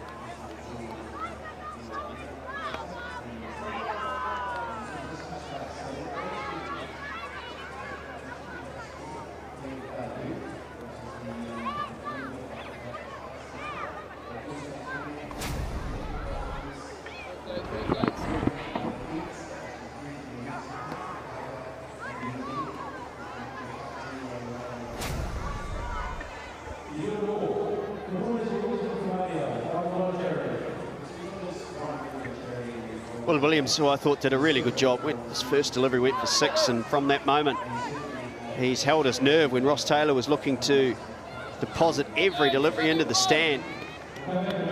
Been rewarded with another over. Cole McConkey has said, we're at the death and your Yorkers are valuable. Oh, down, down! Yeah, Chad, nice, Chad. It really has been a nice ebb and flow to this innings. At the start, the Kings were on top, went through a great power play and then got out of that power play and limited the runs. But then Ross Taylor decided to take them on. That's when the Stags were dominant. Suddenly there was a lull, but Tom Bruce has tried to take that away from the Kings again. It's been a real game of cat and mouse, this one. He's good to watch when he's going, Bruce. Experienced player in the team. Probably the second most experienced player to Ross Taylor. Next man in, Doug Bracewell, outstanding for the Stags this season with the bat. Down, down, just one, keeper, keeper. Backing, backing. Another great Yorker from Will Williams there. The thing that impresses me most about Williams, just that calm head. Very clear in his plans and what he's trying to do. Good set this head, Billy. Doesn't do anything special with the ball necessarily, just got a good skill set. And bowling at the death, nice and clear, nice and relaxed. And able to execute those plans as well. Oh, down, nice, get there, get there. Work for deep point. Nice, just two, just two. He's not going to scare you with pace, is he? That's why Cam Fletcher, the wicketkeeper, standing up to the stumps. He'd maybe be mid-120s at best, but what he's able to do, you're quite right. I agree. I think the ability to keep your head when under pressure like that and execute, even if you're not 150 quick, exceptional skill. Yeah, lovely, Billy. I was speaking to Peter Fulton about Will Williams, and he said one of the things that he really does have is self-belief. Really does believe in his ability to execute those skills. T20 cricket, when you're at the top of your mark and you're bowling to someone like Ross Taylor, if you have one bit of doubt that you're not going to be able to execute that ball, more than likely you're going to get it wrong. That comes from hard training, tireless training of that execution of a skill.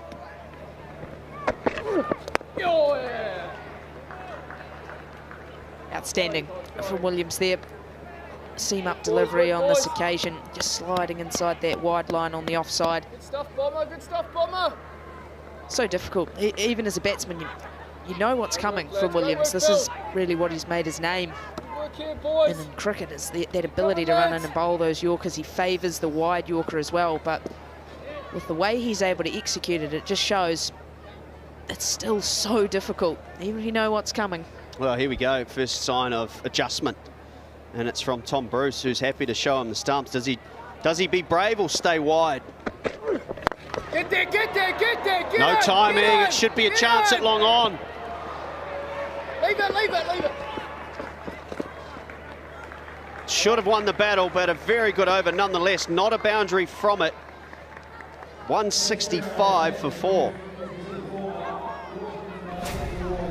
Well, Tom Bruce, he shimmied outside, showed him his stumps. Well, Williams went wide, got the length wrong. And Jack Boyle, perhaps a chance there. Had he put his head down and gone for it, I think he could have got there.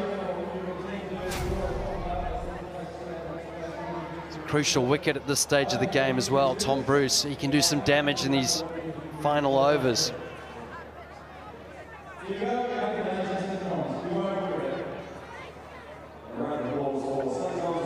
Back to Matt Henry for over number 19. Another who has done a good job, Cole McConkey, the captain, when we spoke to him, said he was pleased with what his bowlers have achieved so far.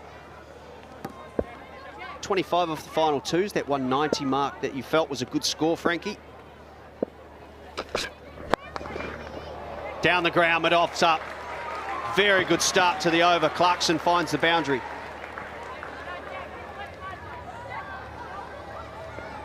Henry trying to come in and replicate the Yorker bowling that he's seen Will Williams execute so well the previous over. It just misses with that low full toss, and with mid-off up inside the circle. Not a lot of wiggle room there for Henry. He has punished that first ball.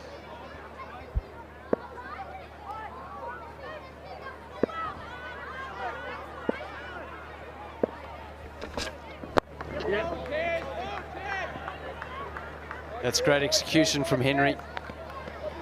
We did see Clarkson's got a lot of power.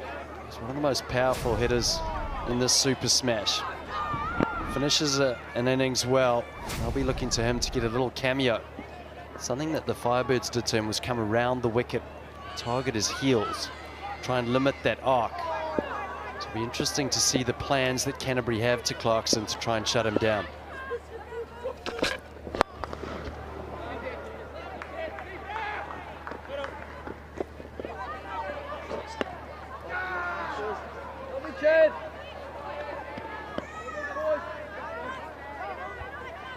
Certainly the most powerful middle order, I feel, in the competition. CD, got Will Young, followed by Ross Taylor, Tom Bruce, Clarkson.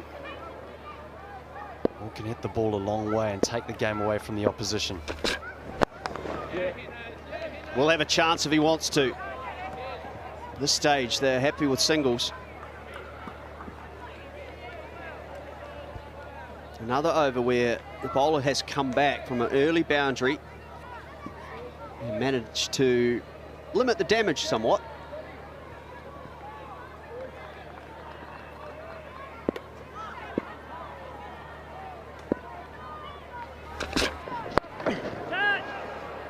This could be a simple catch. It is. Maybe not so simple with the reverse cut, but a good short ball sees the end of Tom Bruce. The comeback continues in this over from Henry. Good bouncer, good height and pace. Will Williams has done well. Slightly unorthodox technique getting underneath that one. Grabs it comfortably in the end with the reverse cut.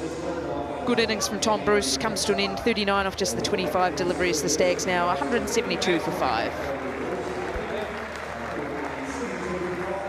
Yeah, he'll be a little bit disappointed about that, the captain. Got half the job done, 39. His opportunity to have a couple of lusty blows at the end, but that brings Doug Bracewell, who finished the innings so well against the Wellington Firebirds the other day, taking 25 off a Bennett over. Smart bowling from Henry. It's almost wasn't expected from Bruce. Pushing again, and they will come back with the misfield. It'll be 2 more runs, 9 runs and the wicket from the over, 174 for 5.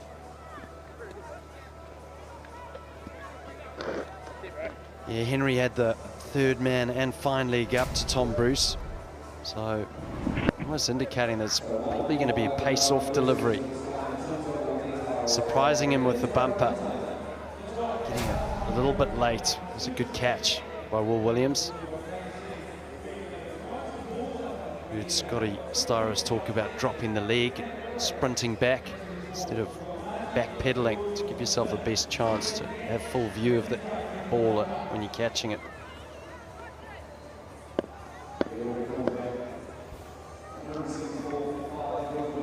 Will Williams will get the final over. Doug Bracewell has yet to face a delivery.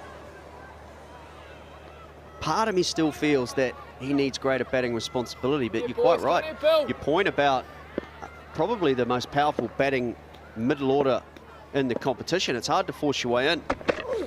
Down, down. Get there, get there, get there. Nice, nice. Quick, Tesla. Good running, another 2. Quick between the wickets, this pair. They're fresh as well. This is probably the best I've seen Doug Bracewell time the ball this season. Just playing proper cricket shots as well. Spoke to him just before the Firebirds game and he said, I'm just keeping it simple. Just seeing ball hit ball, and that's when you're in your best space. That's when you play your best.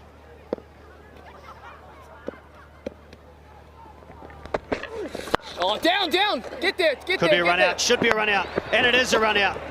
Outstanding from Will Williams. It'll be the end of Bracewell. Good athleticism off his own bowling there, Will Williams. get across and get a good right hand on the ball. Goes for the little underarm as well, and Bracewell comfortably caught short. He departs for just the 2, Stags 176 for 6. You can't underestimate how good this spell has been from Will Williams so far. His execution has been perfect. He's taking wickets and he's putting pressure on the Stags batters by executing his Yorker. There's 4 more deliveries left here. He'll want to finish strong under that 190 mark.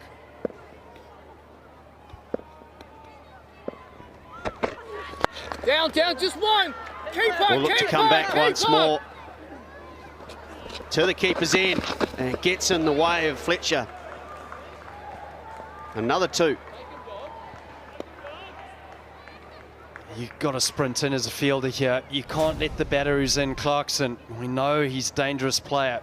You can't give him 2. Even if it means you have to be a couple off the fence. Good stuff here, Billy.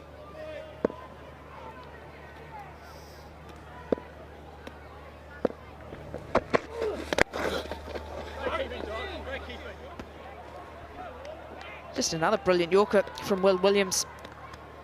Clarkson feeling like he can't get him away down the ground, can't get the length that he's wanting. Goes to that lap sweep shot, ends up through the legs. I think Cam Fletcher, with the gloves on, has done a good job there as well. Would have been unsighted for a long time for that delivery. Keep the gloves low, keep the ball in front of him as well. 2 balls to go. Nowhere near 190. That will help. That will help. Boundary. First real miss from Will Williams.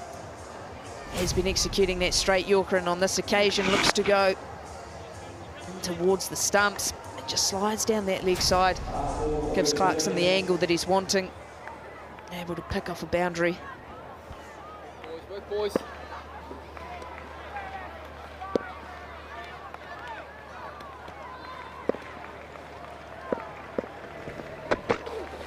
Last ball of the innings, and using the feet.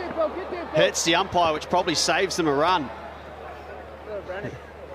Never deliberate. That's Chris Brown at the standing end. That is the end of the innings. Very good work in the end. Due to a Ross Taylor clinic, 183 is the score. And a nice cameo from Clarkson at the end. Canterbury, they should be pleased. I thought they held their nerve under pressure for long periods through the middle.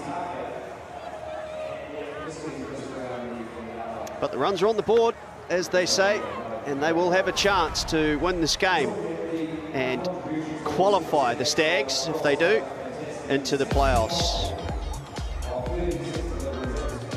Well, they bowled well, the Kings, at the start of the power play. Dane Cleaver, he carried his bat to the partnership with Ross Taylor, which was the most dominant partnership of 70. Ross Taylor, although started slowly, started hitting it to a number of maximums. Bowlers were exceptional by and large, and Will Williams at the end, very good, just 33 runs, bowling in the back half of the innings. Daryl Mitchell with 1 wicket, along with Henry and Todd Astle. And at the end, the 20 overs yielded 183. Let's go down to Scotty Stevenson, who has Daryl Mitchell with him. Oh, Dazzler, it looked like it could get away from you there, but it came back. You know, I'm pretty happy with the way we finished there. Obviously, Roscoe played a nice little innings in the middle and got them some momentum. But yeah, to keep them under 200, we always know it's a pretty high-scoring game here. So yeah, we're pretty happy with that. If you take Ross Taylor's fantastic innings out, though, is that a truer indication of just how that pitch is playing? Yeah, it's something we spoke about earlier. We knew that it would probably kiss on a little bit as the sort of colder weather came in tonight. So hopefully that plays to our advantage, and yeah, we can hopefully chase this down. What about the chase under lights? It's not your first chase under lights this season, so you're accustomed to it. But does it get a bit tough sometimes, dew coming in, etc.? If you want to win competitions, you've got to chase games under lights. So, yeah, you know, we're excited about the opportunity, the chance to win a game of cricket and get one close to that trophy, hopefully. You're excited about every game of cricket, Daz? Yeah, I love the game, mate. Good chat, buddy. Go well. Been a good performer so far. Here's Daryl Mitchell for the Canterbury Kings. We'll take a break, come back with some highlights and then the run chase.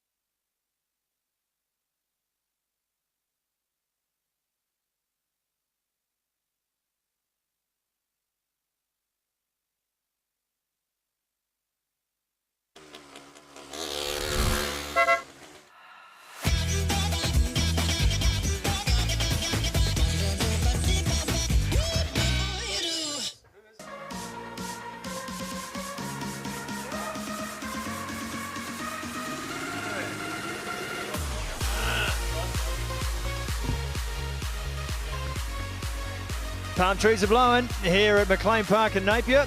Bit of a blustery old evening out there, but good conditions on the field as we look through Central's batting innings. Started a little slowly. Cleaver managed to work it around, and then George Worker was run out as they tried to take a quick single. Great work from Chad Bowes. And some streaky ones. You need a little bit of luck to get going and get going. They did eventually. Strangled down the leg side, Will Young. That brought Ross Taylor to the crease, and Ross Taylor absolutely went ballistic, knocking sixes all over the show. Brought up his 50 off 25 balls. At one stage he was 6 from 13. And that was the ball to bring up 50 runs. And then unfortunately Cleaver just tried to get a little clever. He was dismissed, caught. Might have been a pretty tough call. Matt Henry then dropped that one over the fence as Ross Taylor kept on going, finally caught. There was some joy about that as well, especially from Captain Cole McConkey. The runs kept coming for Central Districts, but certainly not at the same rate they were when Taylor was firing up. Still some glorious shots.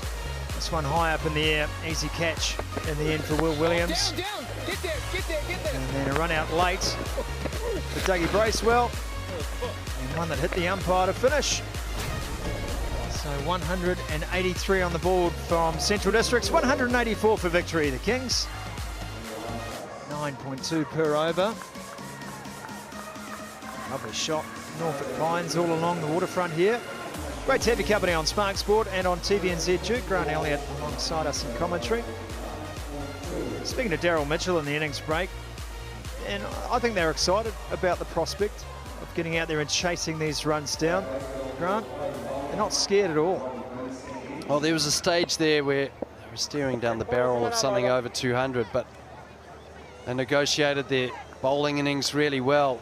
And these two have been going pretty well, Bowes and McClure. They've been batting aggressively, and I think that this is the period of the game that they can try and get on top of the Stags by not losing wickets and going at over 8s here. I think that that'll go a long way into getting this game done and dusted in the W column.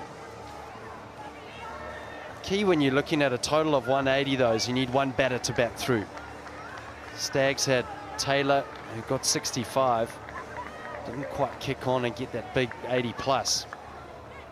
And the Kings will know that. They've got the ability in their batting order.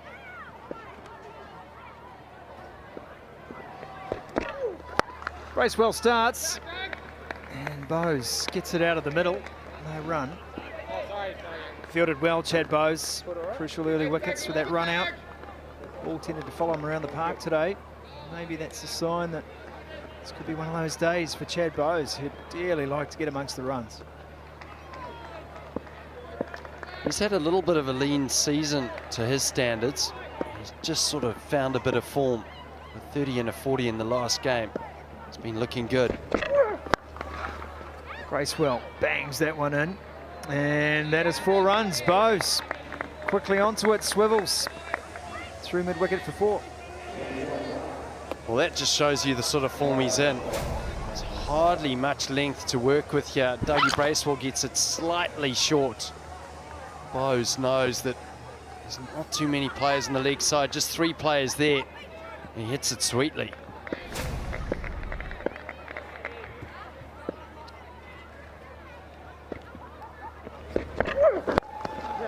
That's down leg. More runs here though, just a single this time. As McLean gets a chance.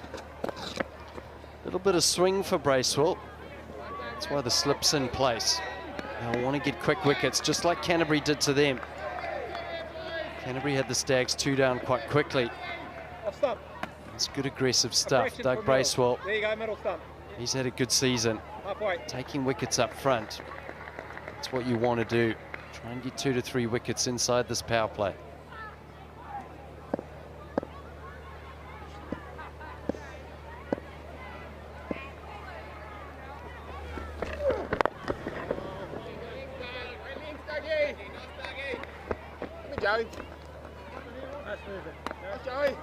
Kenny McClure's really excited me, Sumo, in the last 2 innings. He's had quite a lean season. I'll say that with Chad Bowes as well as an opening pair, but they've suddenly, in the last couple of rounds, they've just found their form as an opening partnership.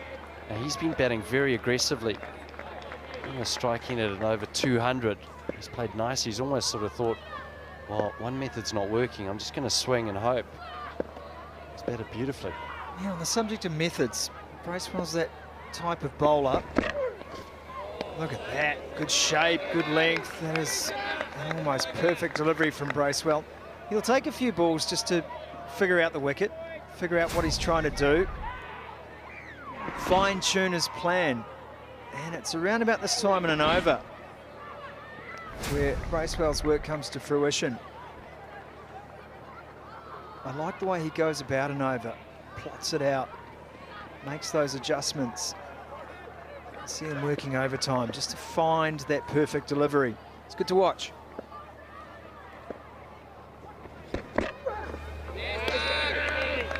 A real potpourri of a first over from Dougie Bracewell. 6 without loss. We have spoken about getting in and out of your sets as a bowler in your overs. And that's one way of doing it. Short ball, well directed. Hopefully the batsman doesn't have a go to get that top edge. That's the table as it lies. Top of the table clash here. Canterbury Kings will want to see 4 points to their name.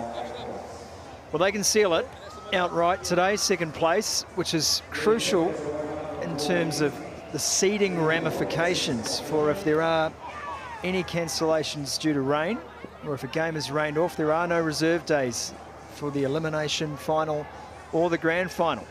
So if you're ranked 1 and the grand final is rained off, you are the champion. If you're ranked 2 and the elimination final is rained off, you go through. And that is why it is so crucial to finish as high as you can on the table.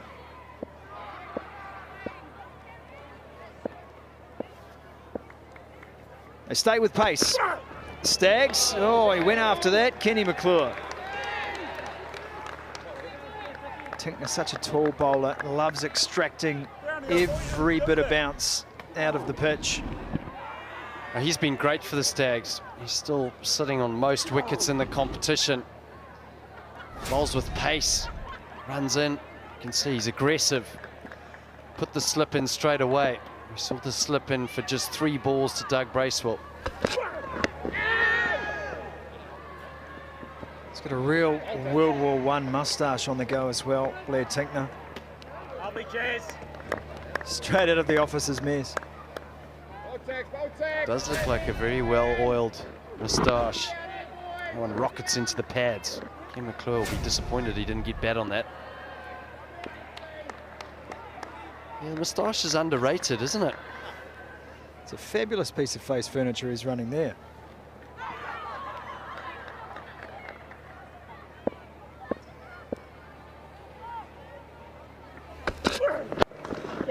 Straight this time, and that's clipped away. Nicely positioned, could go all the way, will go all the way. Good timing from Ken McClure. That's a magnificent shot. Ken McClure, not much footwork. He holds his balance, and then the last minute just whips the wrists through the delivery. That's great timing. There's no risk in that shot.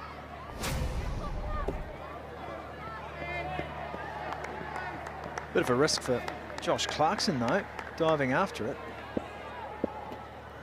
I tell you, too, Matt Henry split his webbing in that drop catch off Ross Taylor earlier. That one's just come off an edge. Oh, that would have been a blinder. Right at the Doug. Oh, boy. Oh, he's one of the most athletic players on the circuit, Doug Bracewell. This was an amazing effort. Leading edge. Oh, so close. That would have been spectacular. Just sliding down leg. Ken McClure thought he could replicate the shot that he played previous delivery. Getting that leading edge. Those are the ones that, well, sometimes they just stick. Good fielding. George Worker at point. That is a sharp piece of work. It's back-to-back brilliant fielding. That sort of stuff really does lift a team, lifts a bowler. Such an important component of the game. You're a young player and you're watching. You should be in bed, but you watch the replay later. It's Friday night, old man. That'll be wide. Grassroots cricket. Some of the games starting at 8 AM. Get a good night's rest. Hydrate yourself. That's the problem with you helicopter dads, thinking that kids' cricket is a high-performance system. Start your visualization early. Couple of throwdowns. Get the whites on after shower. You ready for 7:30? If you're listening, kids, wake up at 7:45. Throw on some shoes and a smile, get there, have a donut on the way and enjoy your cricket. That's the end of the over, 14 from the Outlaws.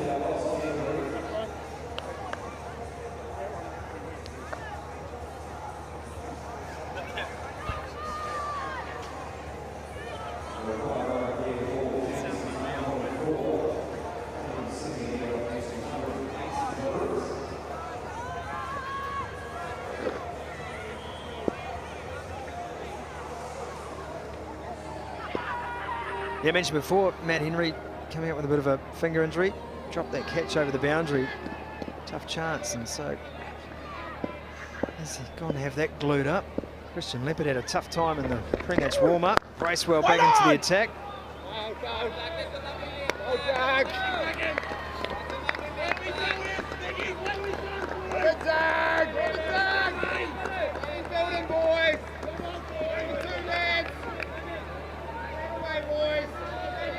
George Sumo here, mate. This has been a good start for you guys. Good aggression in the field. G'day, Sumo. How you going? Yeah, the boys are going well. Yeah, hell of a start from Doug that first over. I liked the aggression. Wait. Nice, Dougie. Hey, George, it's Grant here. Hey, Grunter. Hey, perhaps a slip. There was a bit of movement. Play and miss in the first over, bit of swing. Yeah, I don't mind it for Dougie's first over when he's swinging it, but personally, I reckon slip is overrated in T20 cricket. How many catches do you get there? What do you think is not an overrated attacking position then? Mid-wicket.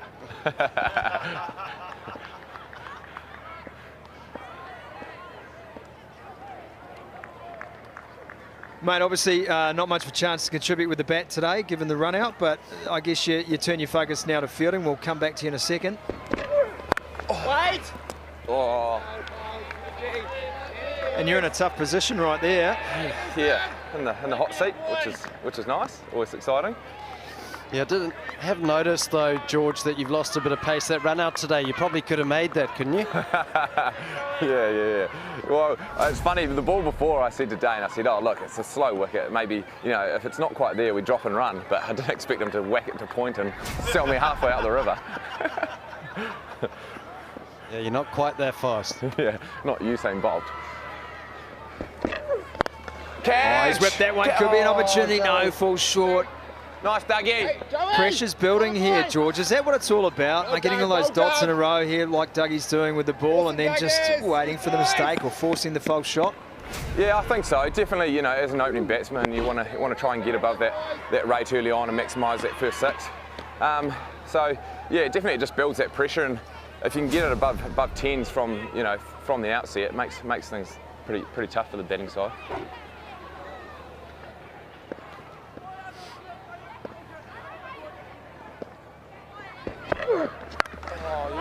Yes, Josh. Lovely, boys. And George, George, you scored your first 100 this season. Tell me about that feeling against the Tiger. Yeah, it was nice. I actually, it was one of my goals at the start of the comp, so it was nice to sort of tick it off, and yeah, it was just nice to contribute, really, and it sort of seems like everyone's getting them these days, especially opening the batting, so it was nice to tick it off, yeah. Did it feel like you were back at Noel Durridge, scoring 100 every weekend? I don't know about that, Jesus.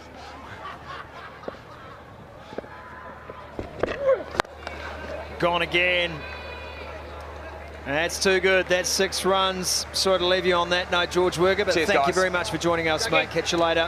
That's it, Dad. George. Here we go, boys. That is the end of the 3rd over. It is 21 for none, and this is cleanly hit. Great finish to the over, Chad Bowes. As I said before, I like the momentum these guys have got going into the latter part of this competition. Ken McClure, Chad Bowes, this is where they've been lacking the Kings. It's always been the middle order that have had to get the bulk of runs. But they're relying on a good start from these two. They're certainly both looking in good form out there.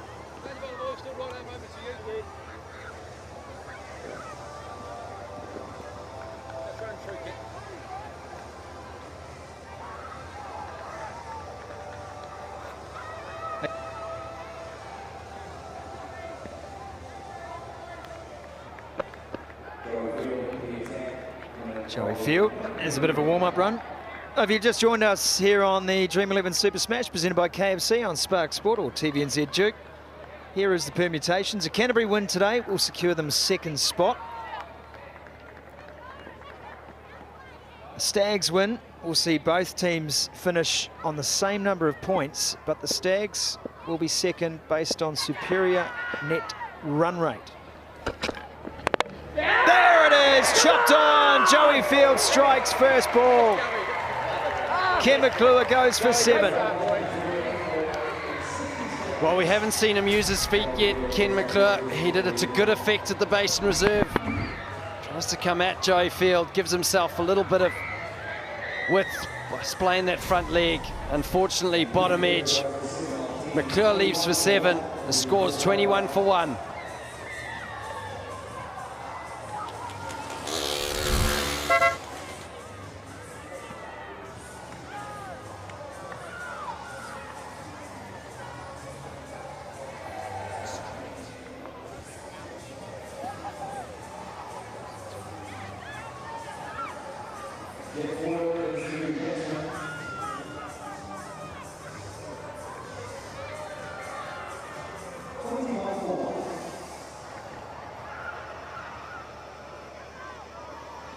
Sorry.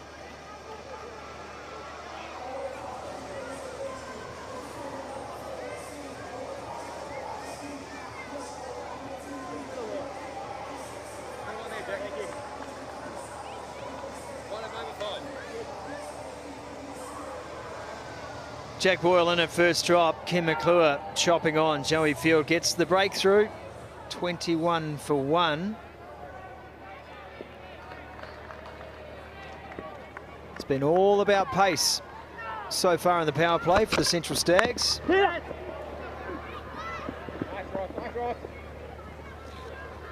lot of responsibility on someone like Jack Boyle. This was the Kenny McClure wicket. It almost looked like he wanted to pull it straight instead of trying to swivel or potentially even cut it. When he walked off, he indicated, oh, maybe should have cut that one. It's a good start from Joey Field. Yeah, batting at number 3 is an integral part of T20 or in any team. Only your best batters at 3. Jack Boyle's come in. It's been a season for him where they've given him that responsibility, just the 2 scores over 30. But he'd look at this as an opportunity to stake his claim for that number 3 spot. Big players stand up in big games. Great opportunity for him. Well, given what's at stake too, this becomes a de facto quarter-final. You know, you're playing potentially for victory in the next match. As we mentioned, the permutations and the rain issues that could impact. So you've got to stand up here and you've got to play. You've got to play your hand. There's also not only that, but it's also the psychological games that you have out there where you can be dominant against a certain player. We saw Ross Taylor take a few players to the cleaners today. It almost sends a message going into that semi-final. It's a great opportunity to get one above your opposition here. Regardless of which of these teams finish 2 or 3, outside chance that the Northern Knights can enter the equation, but it is a very outside chance. So it is more than likely that these 2 teams will play each other next week in the elimination final. So there are lots of mental gains to be made tonight. Yeah, I truly do believe in that. In any series, you play a team for a number of games in a row. Those psychological matchups. Driving, just getting on the top of the bat that time. That is the end of the Joey Field over, a successful one, 3 runs from it, and the wicket, 21 for 1 after 4, 25 for 1. There's also players that you fancy facing, Sumo. When you're batting, there's players that suit your style, and for example, left arm spin. I wanted to go as far away from left arm spin as I could. Whereas, I loved a little medium pacer or an off spinner. Give me that any day. And we saw with George Worker how Cleaver tried to keep him away from the off spinner. So trying to navigate your way through those matchups and the communication amongst the team is important to get those totals, those big totals. The Jay Leno Show, there it is.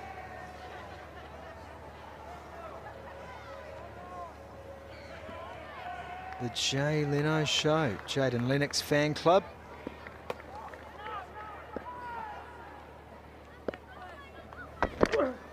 Tinker again. Are you surprised that they've persisted with pace through this power play?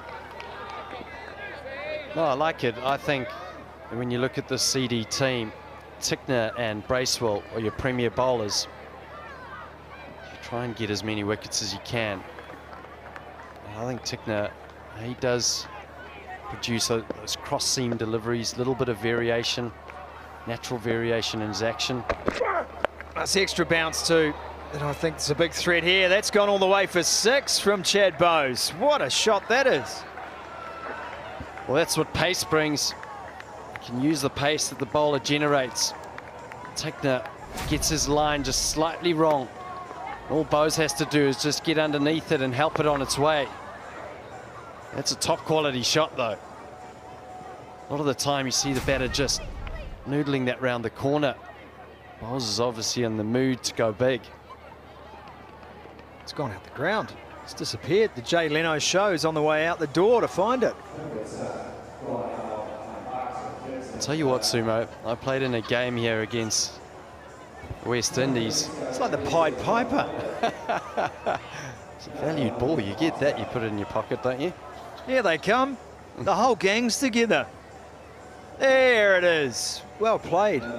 Team effort. Teamwork makes the dream work. Put the case back. The children of Napier will see you right. Should be getting ready for their matches tomorrow. That's all right. Good to see them here supporting the Stags. It wouldn't happen in my hometown.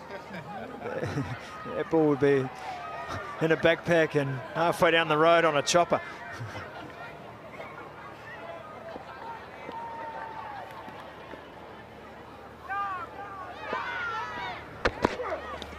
Oh, there's an edge. Faintest of edges, and he's gone. Tickner strikes. Oh, he's got him. Tickner, the bounce and pace of Tickner does it. Chad Bowes was looking dangerous. Back of a length, Bowes rocks on the front foot, tries to get it square. Small little nick. Tickner ecstatic. Chad Bowes goes for 19, scores 31 for 2.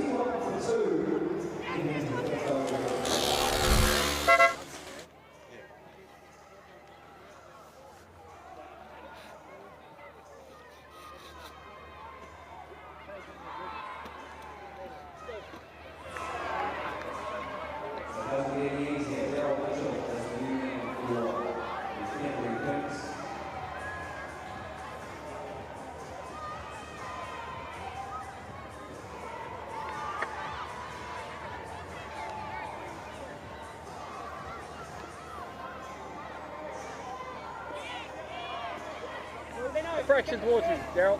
That's your off stop.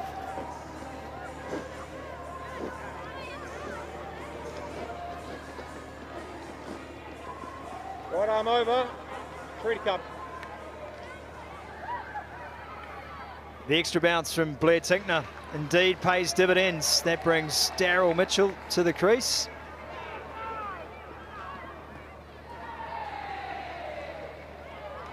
What an over. Dot ball, 6 wicket. What next? It's a lucky dip. There's a challenge now for Mitchell. Given the summer he's had, he will relish the thought of leading his team to victory from this position. Oh, that's a ripper! Ross Taylor! Has he dropped it? Oh, yes. He had it and it's come out. What a spectacular effort. I reckon he caught this. It was when he landed, it was in. And when he landed, it just fell out. That would have been a spectacular catch. Game-changing moment.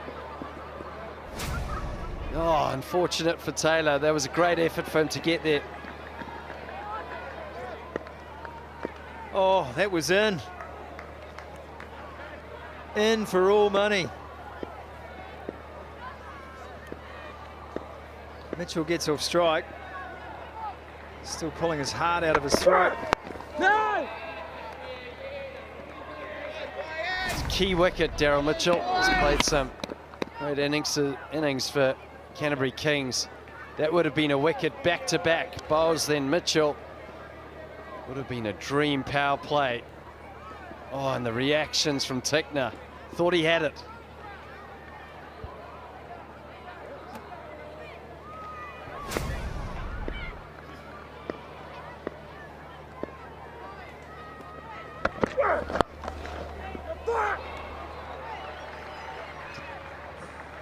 Four runs.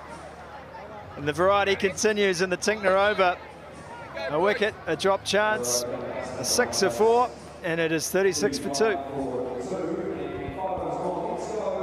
Nice shot from Jack Boyle. Tickner trying to finish his set. It was a good over. It was an over of aggression.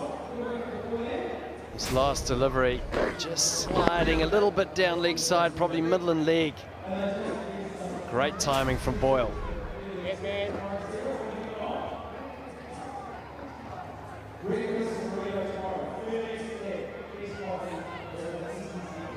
Well, the wicket and the wicket opportunity both came from Tickner deliveries that bounced steeply. Extracted the most he could from the pitch. There has to be a temptation to give him another one here, even though it's the end of the power play.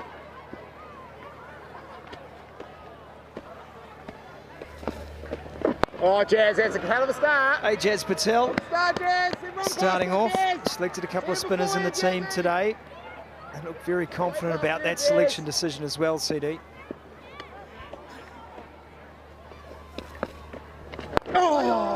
Yeah, I like this move. 2 right-handers in. Patel Nice, Jazzy. Nice, has got the Jazzy. ability to turn it. Saw that from the first delivery. I like what you said, Sumo. Tickner. Down. Youngie, great hand. Go. That's a good shot. Through the field, we'll go all the way for 4. Good work from Mitchell. Jazz. Backing you here, Jazz, man. Yeah, good shot from Mitchell. Patel took the pace off it, trying to slow it up a little bit. Mitchell, depth of the crease, giving himself enough room to just pierce it through that offside. Decent timing. Yeah, I like what you said about Tickner. I think far too often captains will just have their blueprint of when bowlers will bowl. I'll play the situation. Wait on, They've got a set structure in when their bowlers bowl and which overs, but I think this is a case where Tickner's going well. Tickner can get another wicket here. Put CD well on top of this game. Well, neither batsman's in. 4 balls and 5 balls faced by Boyle and Mitchell respectively. Yeah, bowled. And I know you're looking at the score here and thinking, well, if it comes down to a tight finish, sure, you want Tickner there, somewhere in the mix. By the same token, you can go some way to making sure it's not a tight finish by knocking off another couple of wickets here early in the innings. Yeah, and I think Ajaz Patel's a wicket-taking option through the middle. They've got a lot of resources, the Stags. Wide on the crease. Ball short, there might be an opportunity for a wide there, but no such luck for him. That's the end of the over. It's 41 for 2.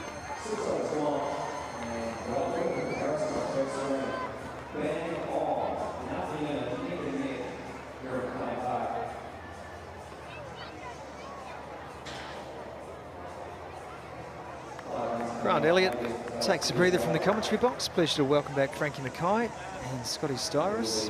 The game is an interesting stage, team. You have to think Canterbury won't be too unhappy about where they're at. By the same token, a couple of key wickets and both openers back in the dugout for CD. So reasons for optimism on both sides of this equation. Jay Lennox into the attack.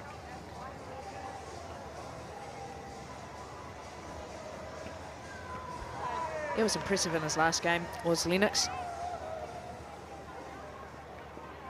He knows now that the Kings probably be looking to target him here.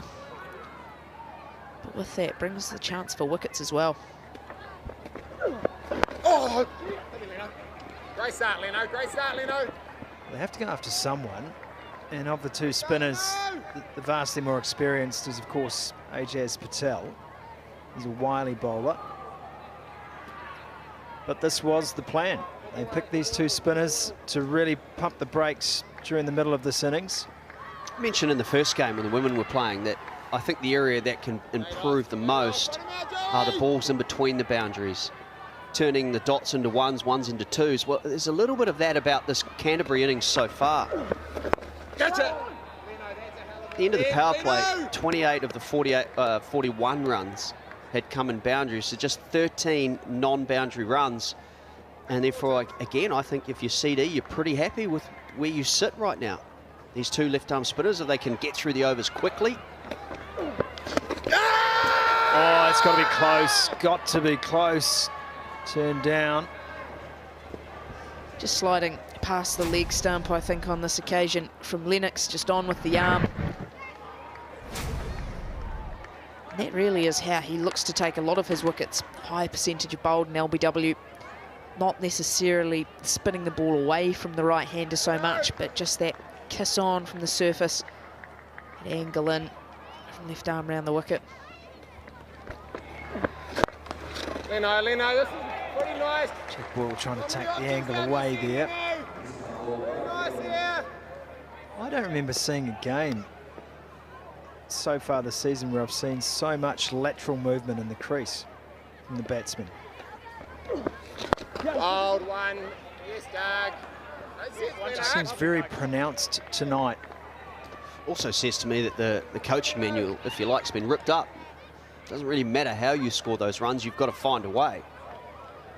And so Ross Taylor moving across the crease today. A couple of the other CD batsmen tried the same. You're now seeing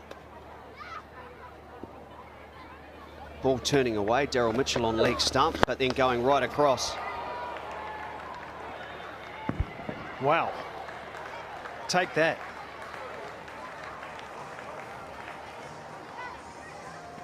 That is as straight as they come from Daryl Mitchell. Yeah, just power down the ground from Mitchell.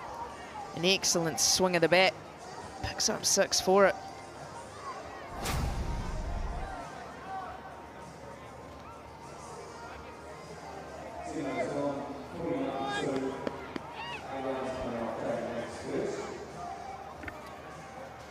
Mentioned earlier, to me, there's the situations that a player like Mitchell thrives on. You mentioned him in your preamble to the match, Scotty Styris. He looks like he loves it. He loves responsibility. It's one of the reasons for his move from the Knights down to the Kings was so he could have more responsibility rather than batting at, say, number 6. Bold, Jazz. Coming in at number 4 in this side, and because of the 2 wickets which fell relatively early, inside the 5th over, 31 for 2 it was, when he came to the crease, he's now got the opportunity to bat 16 overs if he's good enough. That wasn't the case with ND. And sometimes a move like that can just take your game to another level. He's had experience now with the Black Caps, and every time he's been given an opportunity, it's fair to say he's taken it. So that maturity and responsibility starting to come into his game. One. Nice. Got that maiden test century at Hagley Oval. One of the great memories of the summer. Watching Captain Kane Williamson give him every opportunity. He was right on the verge of a declaration. I think it said a lot about this man on screen's character. Kane Williamson was desperate for him to get there. In the context of that test match, that meant a lot to the team. Oh! Young age, great hunting. Hey, hunting, boys. Great dots here, Jazz. Next part of the evolution is to actually win those games now that he's batting at number 4 and higher and putting in those performances that win games that Grant Elliott was talking about a matter of 4 or 5 overs ago, turning 60s into 80s. Plenty of pad in that.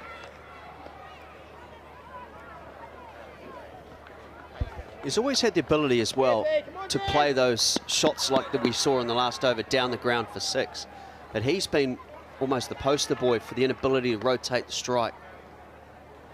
So that'll be a feature for him. Is he evolving that part of his game too?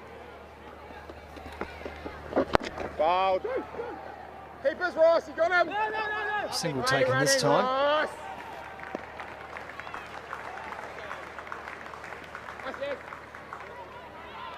He's done a lot of work on, especially the way he plays spin, the ability to work the spinners around and not just have to live and die on that big shot. Probably still, he'd say, a work in progress, but have seen a considerable improvement in that area of his game.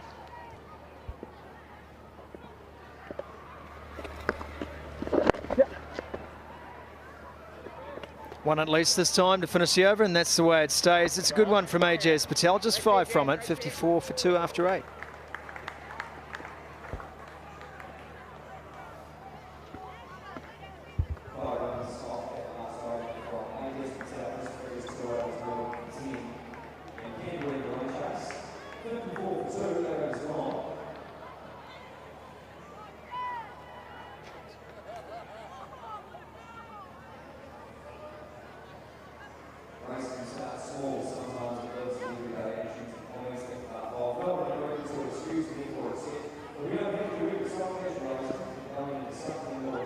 Most popular rugby jersey to wear in Napier, I can assure you.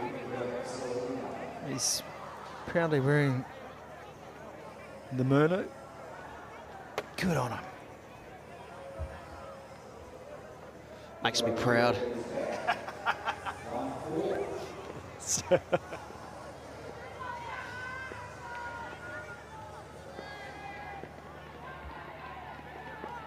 Joey Field to continue.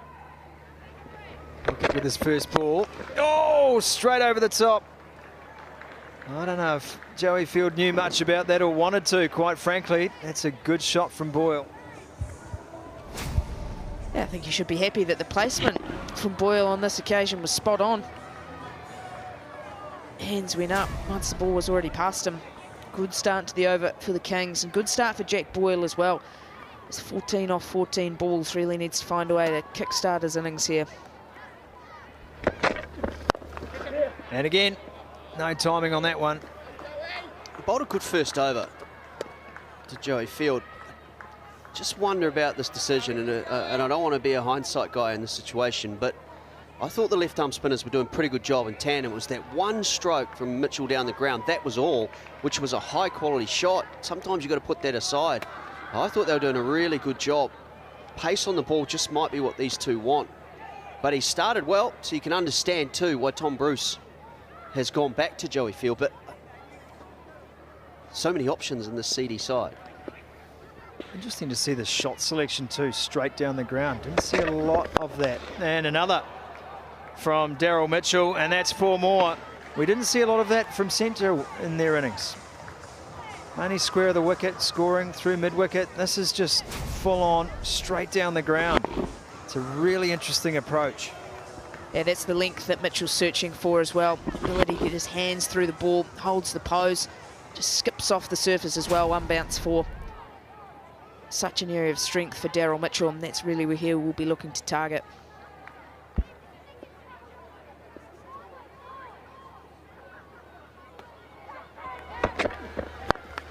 As time is pulled away again, no timing on the shot, but falls safely.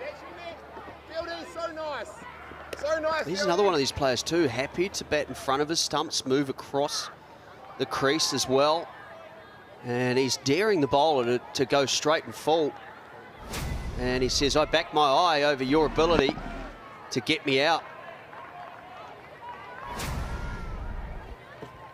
He wasn't happy with himself after that. You see him banging the bat as he made it to the non-striker's end. It's a top edge over the top. That'll fly away for 4-2. Field's being picked apart. Yeah, big over so far for the Kings, and maybe the little bit of luck that Jack Boyle needs as well, getting across his stumps, swinging hard. Not in full control, could have ended up anywhere. Where it does end up is over the boundary for 4.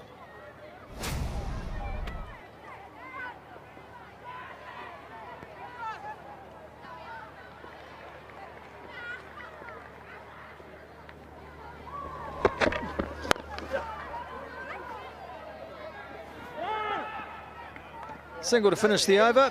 Nice one for Canterbury, 69 for 2.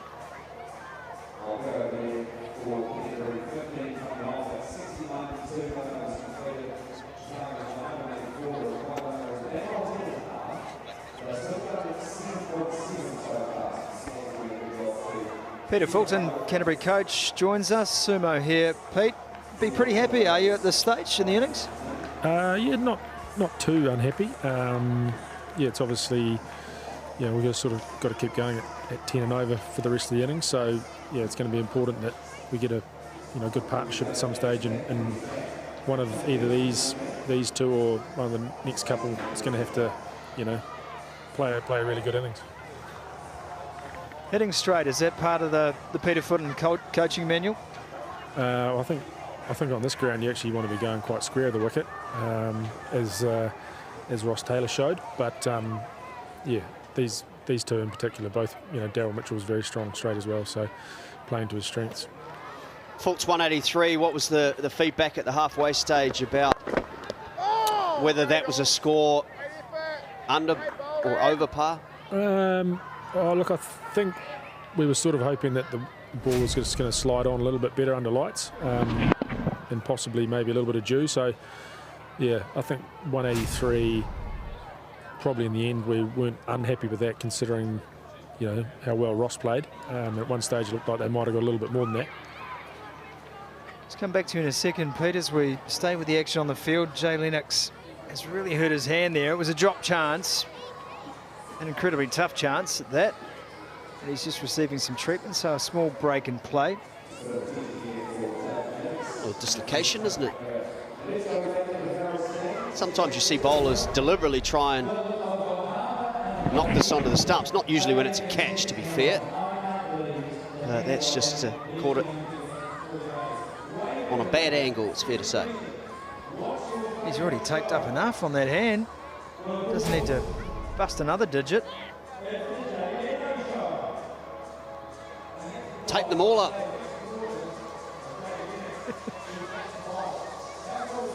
Yeah, if you tape them all up, it's called a glove, isn't it? Davey Warner used to wear a lot of tape. Something that's actually really intrigued me this season is the amount of this that we're seeing. I think you don't often see it for mine, but in recent times in this Dream11 Super Smash, there's been a lot of little finger niggles as well. Peter Fultz still down there with us.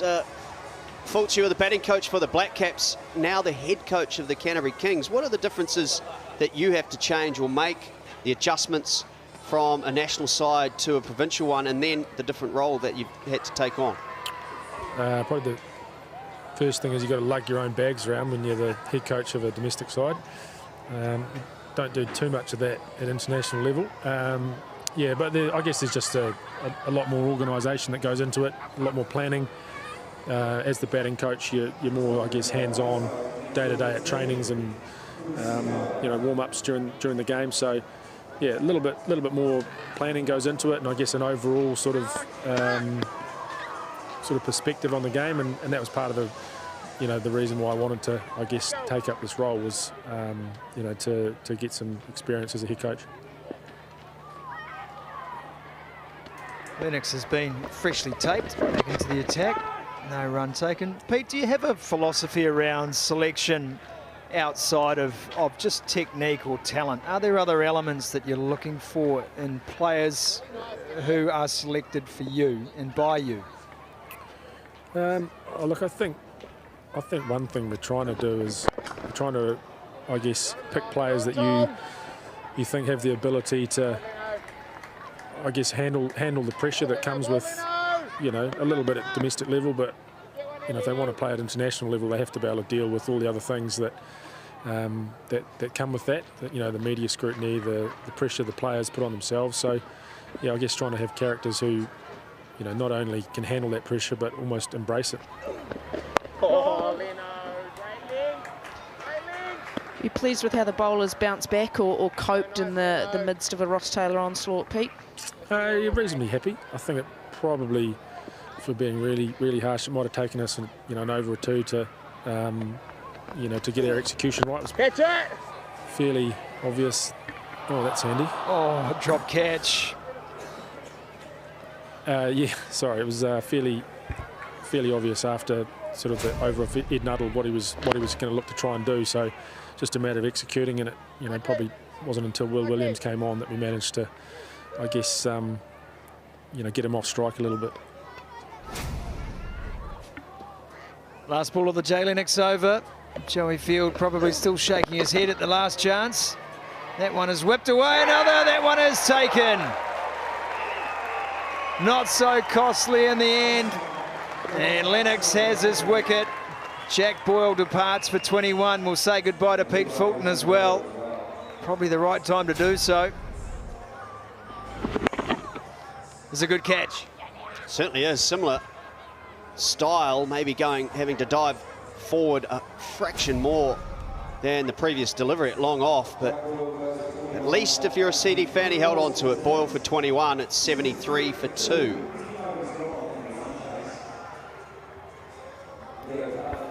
Clarkson showing his class in the field again. It's been good all season long, especially around that mid-wicket area. Saw him take a couple of blinders at Pukekohe Park earlier in the season. Frank, you and I were there with Katie Martin. He's another very positive cricketer, Clarkson. He's just got a bit of X factor about him. You feel he's the type of cricketer that just makes things happen. Haven't seen a lot of him at the bowling crease, but manages to come in, make an impact, bowls with good pace, hits the ball a long, long way. Very handy in the field as well. So he's a key cog in the Stags side. Well, if you're being harsh about it, Taylor dropped a catch, Bracewell's dropped a catch, one dropped off the bowling, another one by Joey Field. There's 4 drops already in the innings. We're only halfway through. And whether that proves costly or not remains to be seen. I'm not suggesting too many of those chances were simple. Joey Field one excluded. He'll probably look back at that with a rueful gaze. Yeah, totally agree. But in the long run, it may actually turn into a good thing. When you flip it over, there's 2 right-handers have been broken up. Leo Carter, the new batsman, is a left-hander. And with CD having 2 left-arm spinners, he's shown in the past. You know, it's only a year or so ago he took 6 sixes off Anton Devcic, a left-arm spinner as well. So this style of bowling is something that he enjoys. Risky shot early from Carter.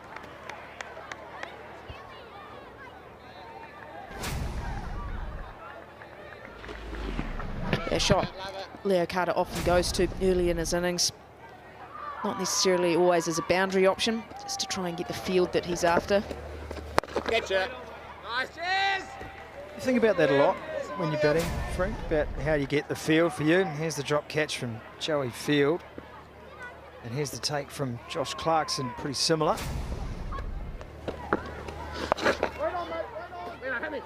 Yeah, I think that's the key to batting, really, especially in short form cricket, is weighing up where your boundary options are. So some shots are played purely to get a boundary. Some you take into account that you're prepared to take a big risk in order to try and either change the bowler's plan or change the field to make scoring easier afterwards.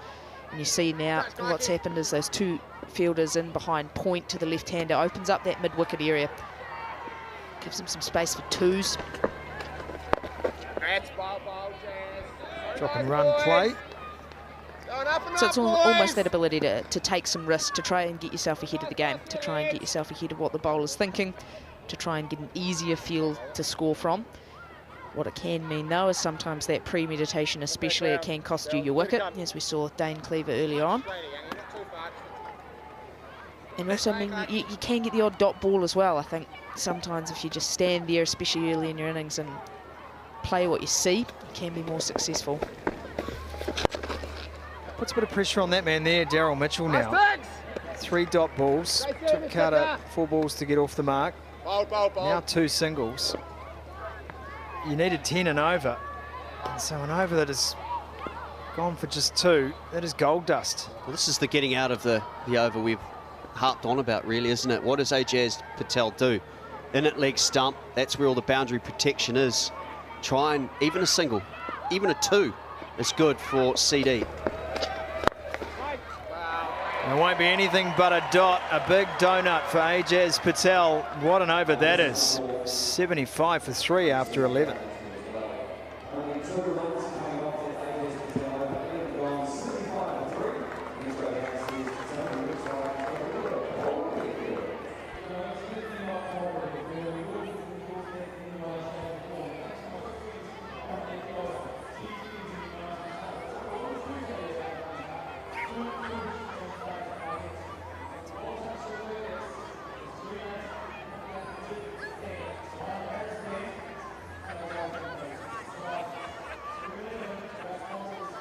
Change of tack here for CD with Blair Tinkner coming back to bowl the 12th over. Bowled well, a couple of good overs in the power play, including the wicket.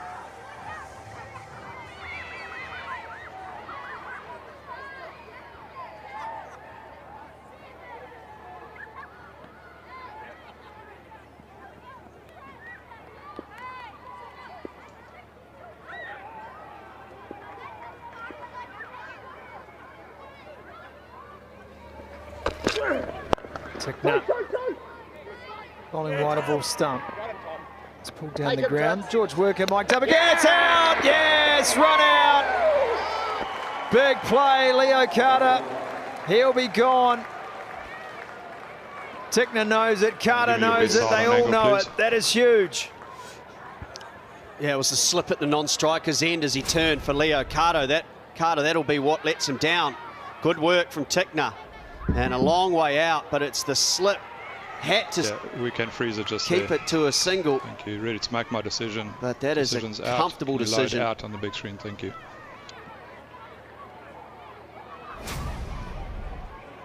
Double blow for the Canterbury Kings. They are now 4 down. Short stay for Leo Carter. 76 for 4.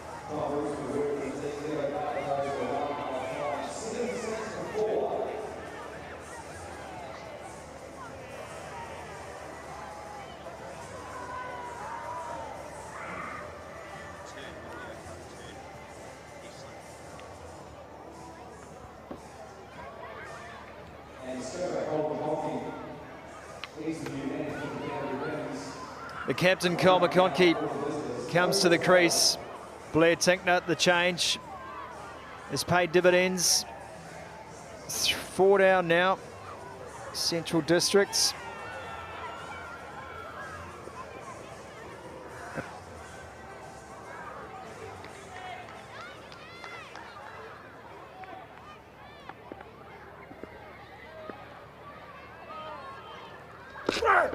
Tickner again, that one again hit down the ground.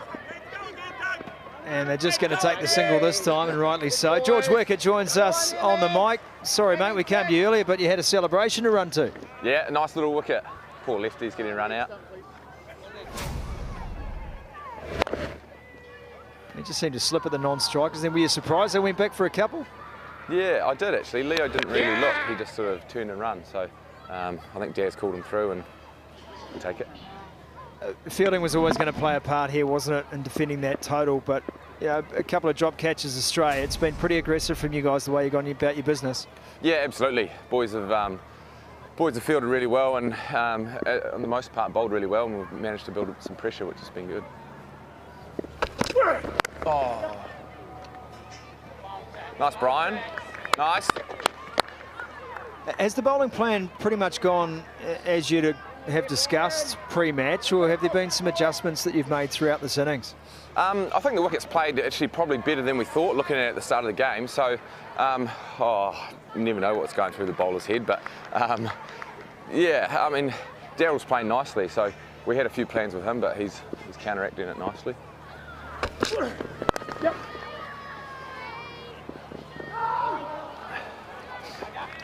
George, how much of what's going on out there is minimising runs or going after the aggression of wickets? I think you still want to try and get wickets. You know, the game's changed so much that, you know, 12s are still gettable these days, especially, you know, the way Daryl's going and Cole's having a great season as well. So I think still at this stage, we're still trying to get wickets, still trying to be nice and aggressive. And but it's that funny one, eh? You want to try and build some pressure as well and get that run rate going up. Oh, yeah. Snap back, caught McConkey.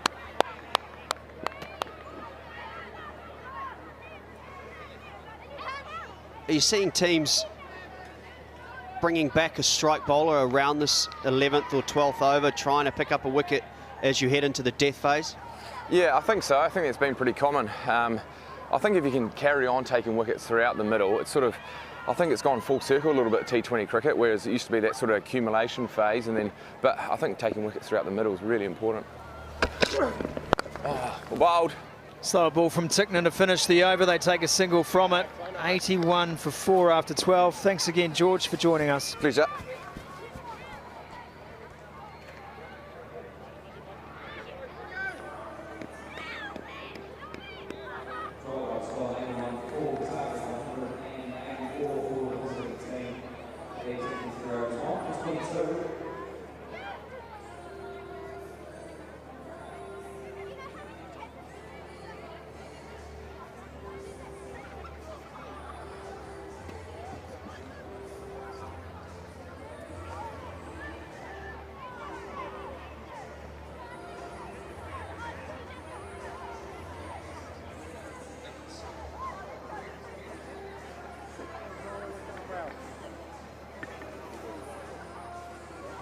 Something very woolly has died to make those blankets. I was going to say, cricket's a summer sport, right? This is summer. It's the southerly. All the bad stuff comes from the south. Don't look at me that way, Frankie. I thought they were fabulous blankets. We're not arguing with the quality of the blanket. We're arguing with the quality of the weather. Oh, again, they're going to chance the arm. Bat's going flying. Dazzler's got himself all jammed up there. AJ's test the bat for him, make sure it's okay. Is this where it gets stuck in the ground as you go to slide? Yeah, there we go. At least it wasn't straight in front of the body. Dane Cleaver got a great show there. He was transfixed by what was going on before him. Well, what's interesting about that too is I think if Cleaver gloves that, there's a chance that Mitchell is out. The bat's fallen short of the crease. He's in mid-air.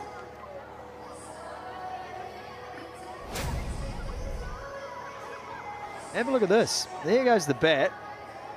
He's in mid-air there. If that's in the gloves, there's a chance he is gone.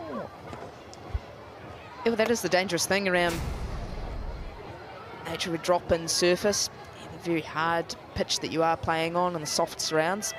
Bat can just dig in like that.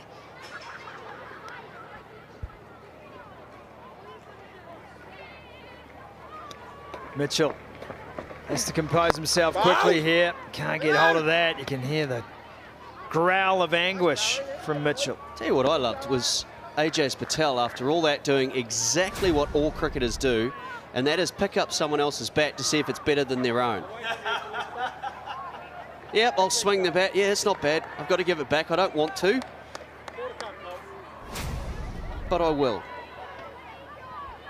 Did you covet any teammate's bat when you were playing? Well, the most ridiculous thing is that Mitchell McLean has the best bats in New Zealand cricket.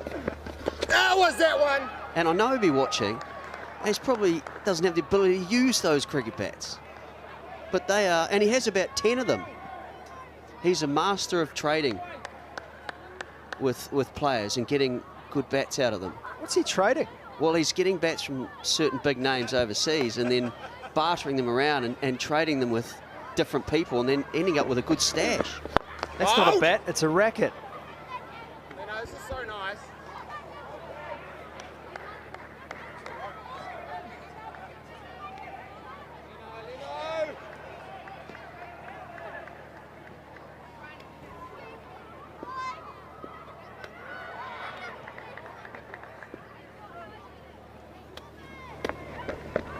Something needs to give here. Real quick too, from a Canterbury point of view. Someone needs to get going. This has been a slow squeeze from CD.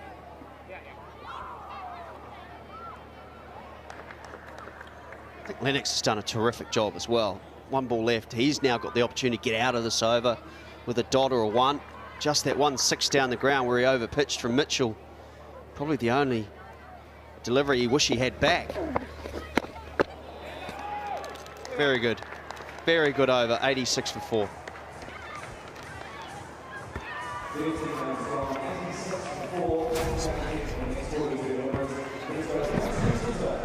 The ability to go pace off as well to finish the over out. Done a wonderful job so far with ball in hand.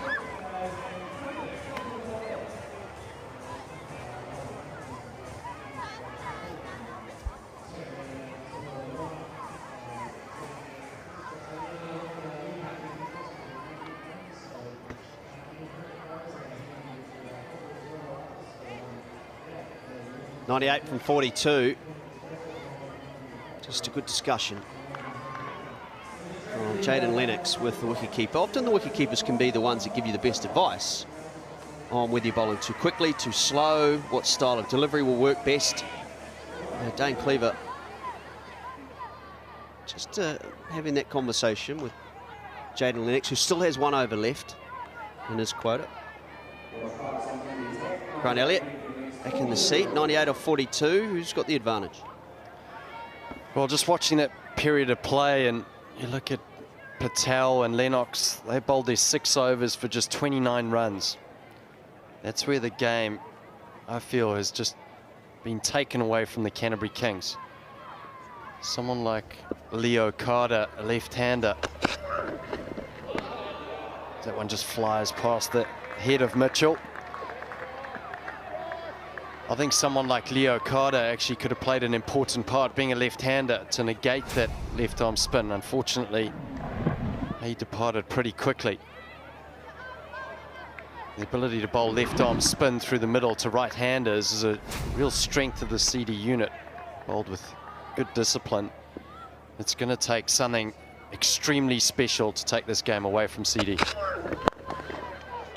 That's in the gap, but the timing not quite good enough. Pick up a couple. And this is the over that gives a bit of breathing room too to Tom Bruce. The 6th bowler, even if it's just 1 over, allows options later in the innings. So, Frankie, does Mitchell and McConkey look to attack this over? I think they're probably looking to attack most overs from here on in. I think that's possibly why we did see a Leo Carter come up the order, ever so slightly come in ahead of Cole McConkey to try and attack those left-arm spinners, try and get them either out of the attack or take full toll of their deliveries. Unfortunately, couldn't get going, just the 1 off 5 balls before he was run out. Now that leaves a lot of work to do as well. Cole McConkey is someone who doesn't necessarily start his innings overly quickly. Oh, they're smashed.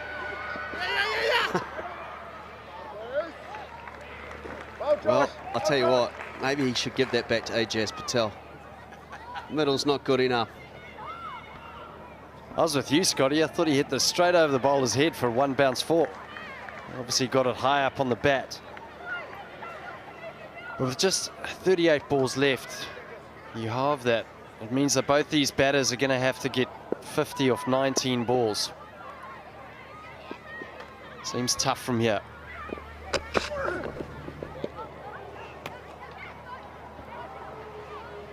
I think what the Stags have done so well with ball in hand is we've seen a lot of balls get hit down the ground, long off, long on. They have been in the action. They've been able to set those straight fields, bowl to them and protect them as well. Whereas the Stags with bat in hand were able to score a lot of their runs square of the wicket.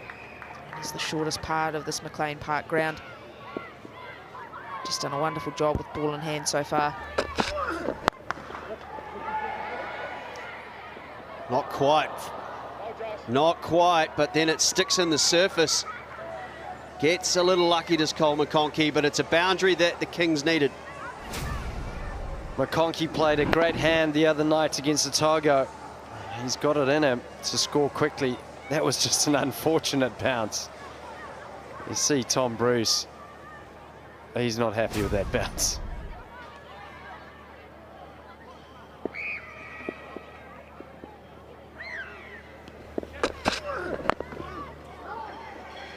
Top ball to finish, 94 for 4.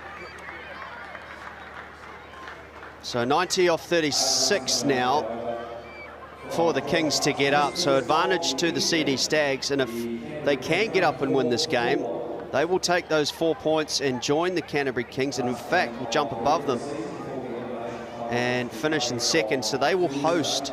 No, they won't. They will follow, because it's based on the second placed women's team in the Super Smash, which could be anyone, Frankie. But that will eliminate the Northern Knights as well, who are due to play the Otago Volts. The only other side that could have still made it.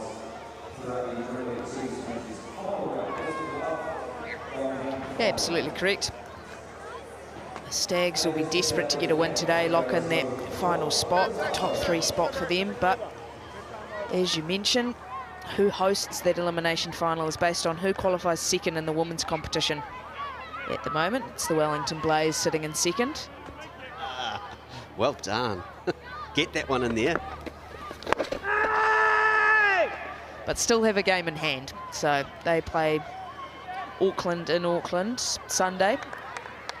So if the Wellington Blaze end up winning that match against Auckland, the Canterbury Magicians will finish second, which means that the Kings will end up with an elimination final at home.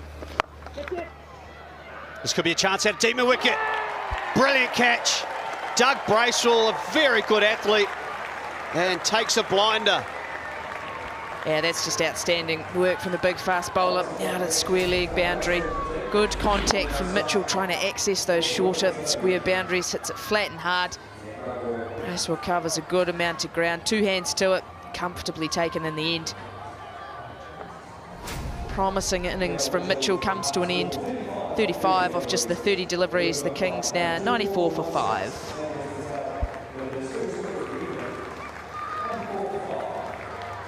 You've got to acknowledge Ajaz Patel. He's bowled magnificently. 1 for 12 off just 3.2. As a spin bowl at this ground, we spoke about how difficult it is to bowl with those short square boundaries. Mixes his pace up well. And that economy rate is exceptional during this run chase.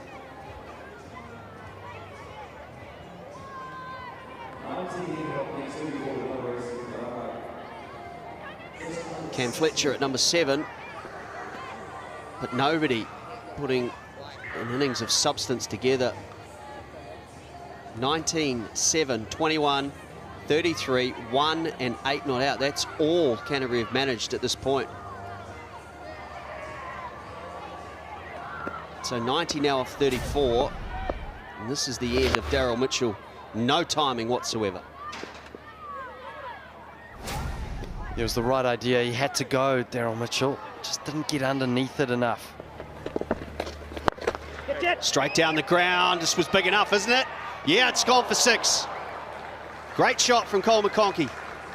And it's quality striking from McConkey.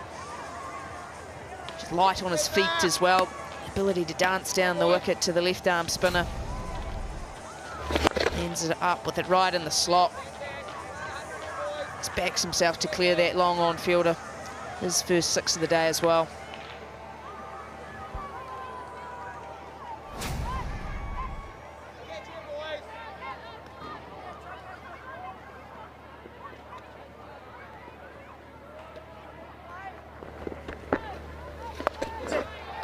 That's over short third man. Does it kick on? Outstanding, brilliant fielding. They really have, other than a couple of drop catches, the ground fielding has been brilliant from CD. Great fielding, but proper batting as well. McConkey showing his skills here, turning the feet around, probably getting a little bit of a top edge on it. Let's have a look here. You tell us at home. Oh, he's done well, George Worker. Brilliant fielding.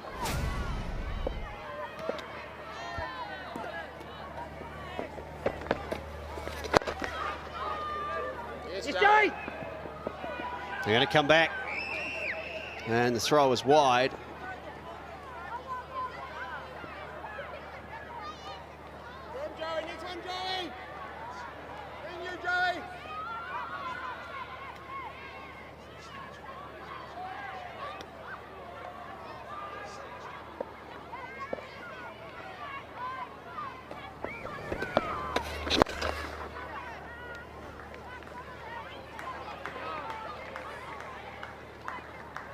$106 for 5.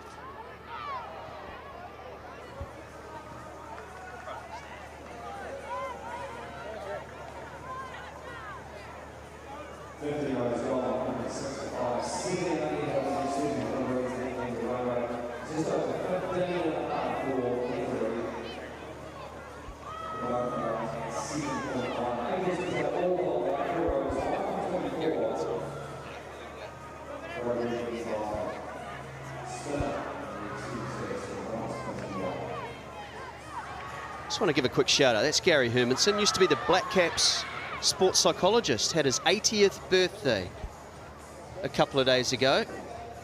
Nickname of Blue, off Old School. You're my boy, Blue. You're my boy, Blue. But a great man, and happy birthday. He has done some very good work around the Black Caps setup since around the early 2000s.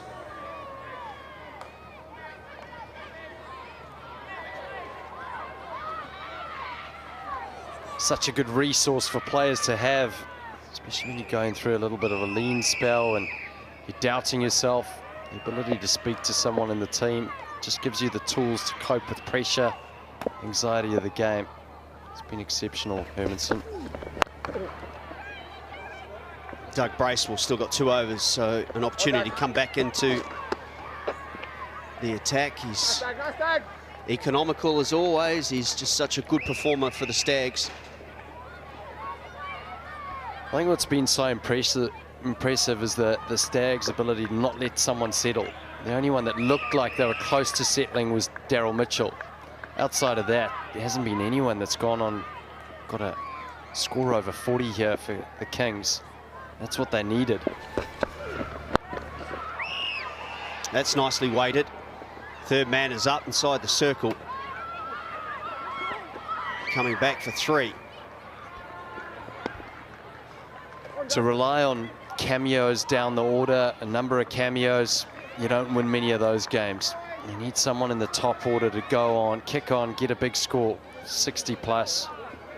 When you're chasing 183, the Kings batters, well, they haven't been able to do that today. I think that's also because of disciplined bowling from the Stags bowlers.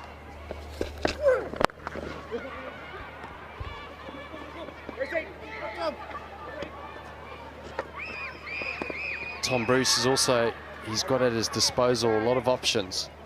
I think that's something, along with the attacking middle order, probably the best middle order, I reckon, in the competition in terms of aggression. He's got all those options that he can use as a captain to create the matchups in his favour. Really just think it shows as well just how well Ross Taylor actually batted. Talk about him being 6 off 13 deliveries to start off. But then he found a way. He found a way to get going, punish the odd loose ball, and then he almost flicked the switch. The ability to just put the foot down and get going, access the boundary. 6 sixes in his innings as well. And just the difference between the two teams. And no one's looked as comfortable as Ross Taylor did out there today. Tom Bruce got close. Nobody there as well with square leg up. That is the boundary that they desperately need.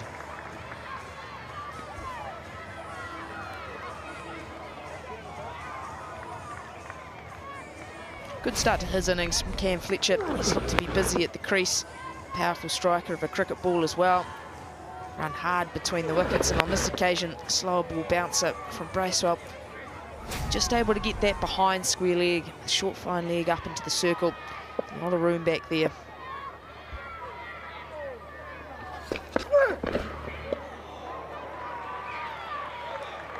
Ten runs from the over, 116 for 5. Hands on head from Bracewell, close to knocking the off stump over. Also have to think as well, that's the ball that Cam Fletcher's looking for. A pitched up delivery outside the off stump that he can just swing his arms through. And ends up a lovely swing, but an ear swing straight through to Cleaver. And he's just saying there, saying, oh, almost got me there. Something like that. But you mentioned it, Frankie. I think something that's really, I thought was quite relevant, what you said, is that Canterbury have looked to hit the ball straight. This is a field where you actually want to dominate the square boundaries. Straight is a lot longer. We haven't seen someone come in. Chad Bowles looked like he was trying to access that short boundary. Obviously, Ross Taylor's the one that highlighted, if you can hit square, get to the pitch of the ball, you can look to dominate bowlers. 3 men out on the leg side boundary. And that's exactly where he wants to go. Down the throat of long on. Picks up another wicket. Cole McConkey's out. Just the same thing again on that occasion. Grant Elliott looking to skip down the wicket and powerfully straight down the ground, but it is the longest boundary here at McLean Park, and if you don't get all of it, which on this occasion Cole McConkey does not, all you'll do is find the fielder. On this occasion, Joey Field holds on to the catch. McConkey goes for just the 18, and the Kings now 116 for 6.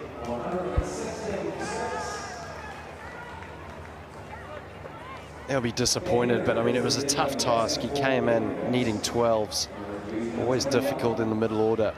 That's where you need someone to carry their bat in the top 4 or 5. Go big. It takes the pressure off the batters coming in.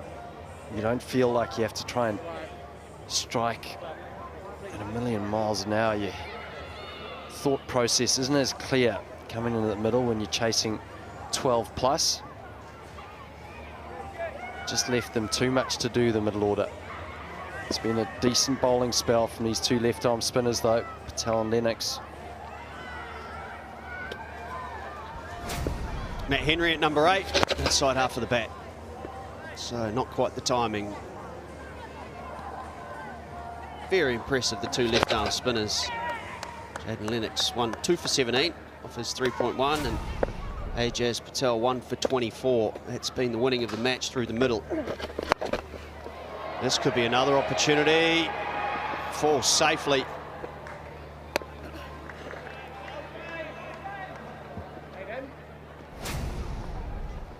Just haven't been able to get on top of the spin here for the Kings.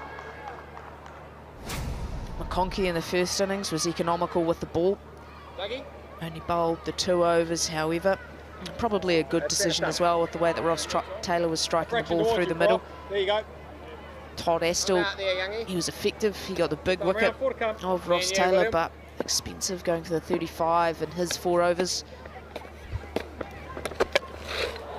Just was never able to settle Todd Astle. Looked like they had a plan. Ross Taylor was really busy in the way that he approached him, looking to get outside that off stump, trying to be able to access those square boundaries, whereas it just feels a little bit as though Kings batsmen have just let the Stags 2 left-arm orthodox just bowl to them, bowl to the plan that they would have come in with today, hoping to execute, and been able to get away with it. It's got good power, but that's the big part of the ground. Twice in the over. Matt Henry has a short stay. Well, the left-arm spin does it again. Lennox, it's that stage of the game. It's 6 or out. Henry takes on the long boundary, as we've seen a lot of the batters do today. He leaves for naught, scores 117 for 7.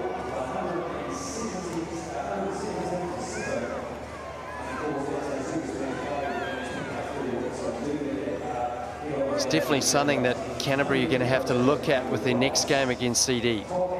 How are they going to play the left-arm spin through the middle? They're going to have to address it, work out a way. Having a left-hander through the middle does actually help. It's the Jay Lennox show. If CD can finish this off and get the victory, I think it's a huge confidence booster. They've stuttered and spluttered over the last week. A couple of losses that you could argue. The Knights you can understand with all the Black Caps back, but they lost to the Aces, which was their first win of the competition, which came out of nowhere. Always nice to take a win into a playoff situation.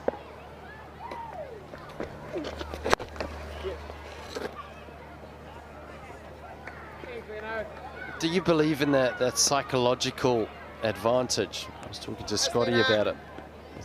It's not psychological advantage as such. What it is 3 losses on the bounce going into a knockout phase of a tournament versus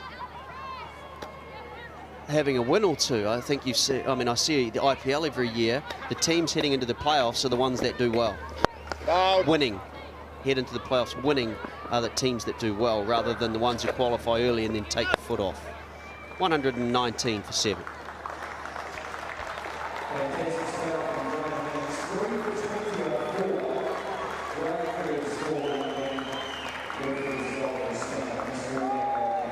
been the ability, though, of the Stags bowlers to pick up wickets regularly throughout the innings.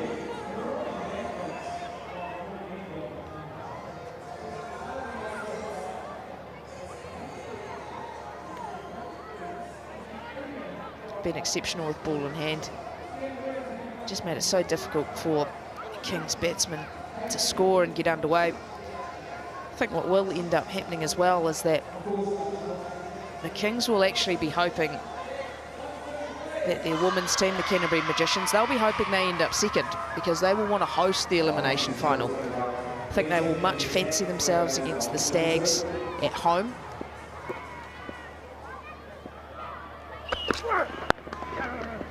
Ticker coming back for his final over. Time, Cannon. I think the bigger boundaries of Hagley Oval, and the Kings just seem to have found a method to be able to play well at home and know the angles of the ground well. And I don't think, however, that they will fancy taking on the Stags, possibly at Eden Park Outer Oval. I don't think that would appeal at all. So yes, I think they'll be disappointed to likely lose from this position, lose this match to the Stags. But I think actually when it comes to playing at home, they will still think it's advantage Kings. I think it has become a little bit of a fortress in the way they play their cricket there, and I think it is the feeling that it suits them a lot more than it will this central side.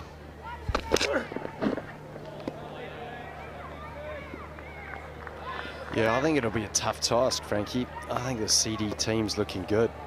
I think they're just the options that they have. I think their batting lineup, they've got a number of players that are in form. And the Kings are going to have to find something really special, especially in the batting department, to counter the power that CD have. This has gone high. Ajaz Patel wants it and drops it.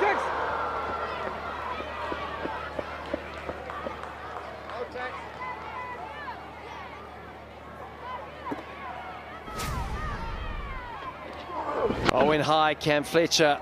Trying to go over square leg. And Ajaz Patel. Well, they'll chat about that one in the change room, I'm sure. Blair Tickner, top wicket taker. He'll be a bit gutted about that. Could have added another one.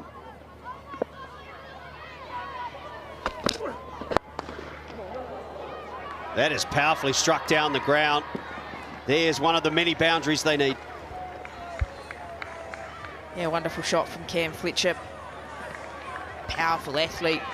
Sets himself deep in the crease on this occasion, gets the length that he is after. It's hands through the ball. No protection in that area. Plenty more of those needed for the Kings, however.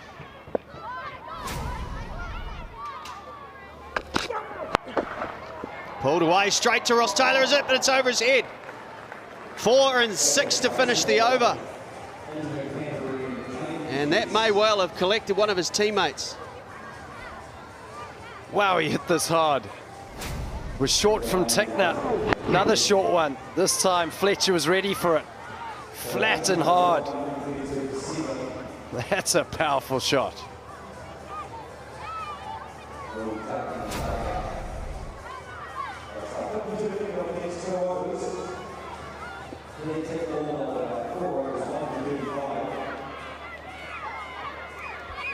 He's finished his 4 overs, 1 for 35 for Blair Tickner. Doug Bracewell still has an over. He will take the ball at some stage of these two, you would think. Joey Field with 2. Or Clarkson will be Joey Field.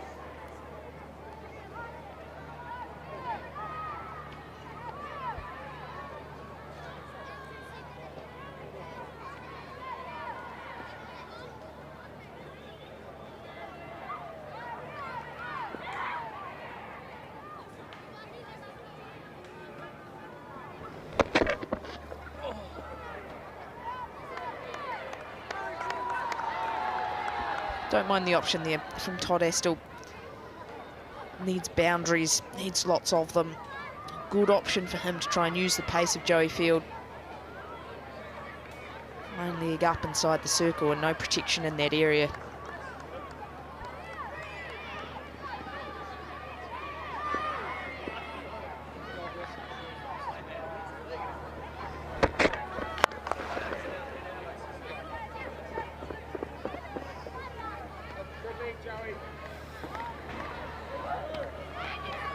looking like a foregone conclusion now. 51 off 10. So well done. That's your off stump. Without getting too far ahead of ourselves, to the CD Stags, who will confirm their spot in the playoffs with this victory. So we've got our 3 playoff finalists in the Dream11 Super Smash for women. And now our 3 finalists in the men's competition as well. Oh. It's well bowled. Cam Fletcher got a full pace bouncer, 2 of them from Tickner in the last over. This one, Joey Field rolls his fingers over, short slow ball. Takes the pace off it. We saw Will Williams from the Kings at the end of the innings. I think this is a great opportunity to test your Yorker out. Just practice your Yorker. Get ready for that pressure moment, potentially, in the next game. Oh. Pace on that occasion. Ball just sliding through. Surprising Cam Fletcher as well. He's hit the ball nicely since he's come to the middle, but last 2 deliveries, they've deceived him with both lack of pace and then pace on the second time around.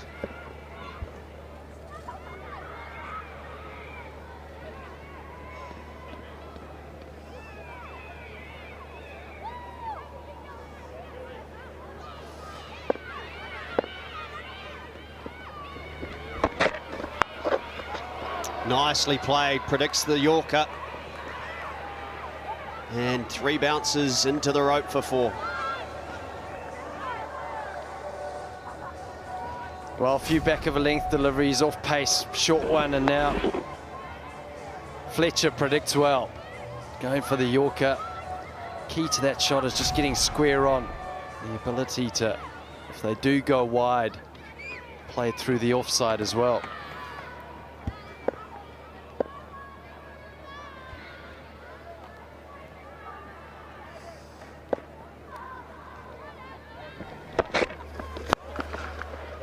Well, that's smashed. Can't get there. Is that Doug Bracewell? Just started shielding his eyes, maybe straighten the lights. And that will finish the over with another 6. 143 for 7. Again, the Kings finishing the over with some lusty blows. A good diving effort from Doug Bracewell out at the mid-wicket boundary. Just a fingertip to it in the end.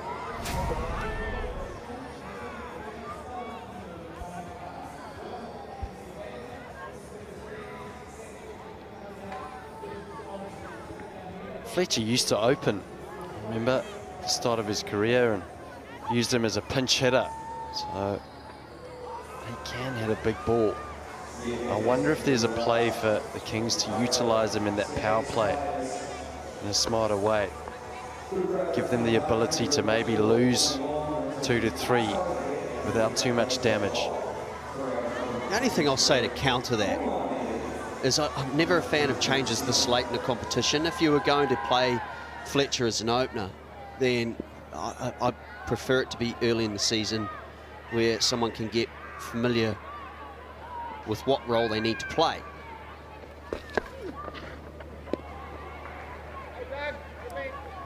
Yeah, you tend to feel that once you get past that 7-8 match mark in your season, that if you're heading into finals cricket, you've almost decided on your team by that stage, and unless it's little changes needed with particularly bowlers or needing to play an extra bowler at certain grounds or a spinner over a pace bowler. But I think especially your top order, get to that stage, you're pretty set.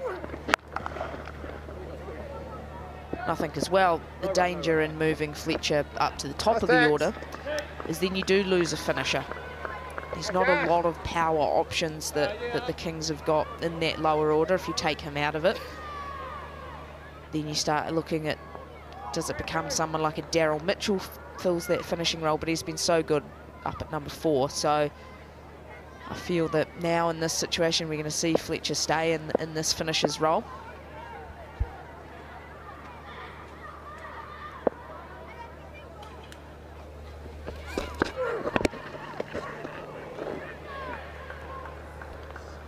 Yeah, I just think the Kings are going to have to regroup after this game and work out, one, Taylor when he gets going, how they're going to cope with that, what are they going to do, and also how they're going to counter the spin of Central Districts. That was dominant through the middle. The way that they do that, I agree, you don't want to change roles so late in the comp. It's well struck by Fletcher again, just the one. You don't want to change roles, but I feel like they have to do something different. Can't play the same way they played today. Or perhaps it was just the Ross Taylor factor. And that's a fair point. I think you can't just sit here and completely throw everything away over one loss. They've earned the right to be a playoff team because of good performance. Sometimes you just got to trust the group you have and what they've been doing, and go into the playoffs with a confident attitude that says, you know, we're good enough to win this competition, let's go and do it.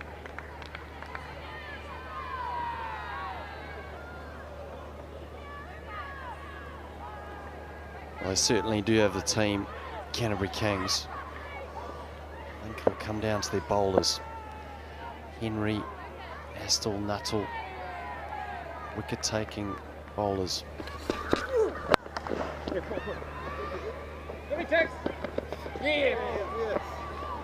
That'll go for 4, getting stuck in the turf. Doug Bracewell not overly pleased. They all count against his figures. It's a comfortable victory in the end for CD. And having praised the outfielding, that happens. Knee stuck in the turf.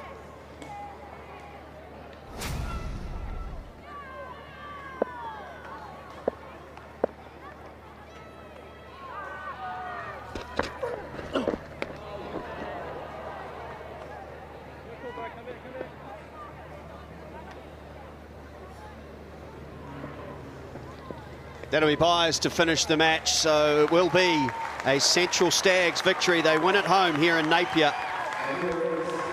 And it was a comfortable victory in the end on the back of Ross Taylor.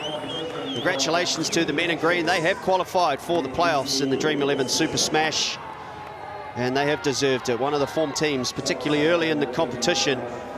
And the bowlers backing up. Some good work from Taylor in particular, but a very good top order performance from the men in green. Let's take a break and we'll come back with a post-match presentation thereafter.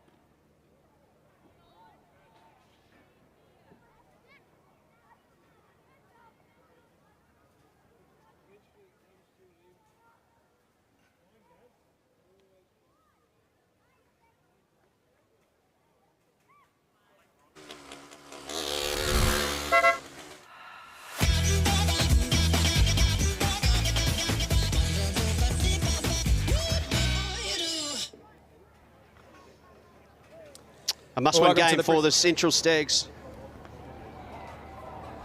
And they were able to produce the goods. They got up and had a victory and qualified for the playoffs. And with that, an opportunity to head downstairs as well to Sumo Stevenson. Thanks, Scotty. There's a lot of Scotties here today. Here, welcome to the Dream11 Game Changer presentation. Ross Taylor, congratulations to you. That is your Dream11 Game Changer Cup. What an innings, mate. Flicking the switch at the right time of the season, I imagine. Yeah, it was nice to contribute with a couple of sixes. It wasn't the easiest wicket to start on, and 2 off 8 you can panic, and it was nice to have hit a couple out of the middle. But no, it was nice to win the game. Obviously, you had a little bit on it. More than likely, we were going to make the semi-final, but it was nice to take that momentum into wherever we play on Thursday. Talk to us about where you're at here at the moment mentally, about where you're finding your game is at the moment. Yeah, I guess interesting. It's been a funny old summer, really. A lot of games and a lot of days off in between, so it's been hard to get a bit of continuity. But today it was nice to hit a couple out of the middle, and hopefully that can be the difference for the rest of the season. Most likely this will be a repeat in the elimination final. Central Stags up against Canterbury. We don't know where that game will be, and Northern Knights may still have a say in the matter too. But look, for you guys, is it a case of taking some momentum out of this game? Yes and no. I guess it's nice to have that, to win 2 games against Canterbury leading into that, but I guess when we get there, it's it doesn't really matter. But wherever we play, obviously if it's in Christchurch, and then they'll have a bit of a leg up, but wherever we play, we just have to put our best foot forward, and I'm sure the way we play tonight will give us some confidence. 65 of 36 balls was entertaining to watch. Ross Taylor, our Dream11 game changer. Well done, mate. Thanks. Thanks, Tim. Cheers, mate. Ross Taylor at one stage was 6 off 13 deliveries, and then just said time to go, and played those trademark shots over the leg side. A lot of power, hard and flat often. One of them onto the roof. Just a brilliant exhibition of power hitting, and thoroughly deserved his Dream11 game changer of the match.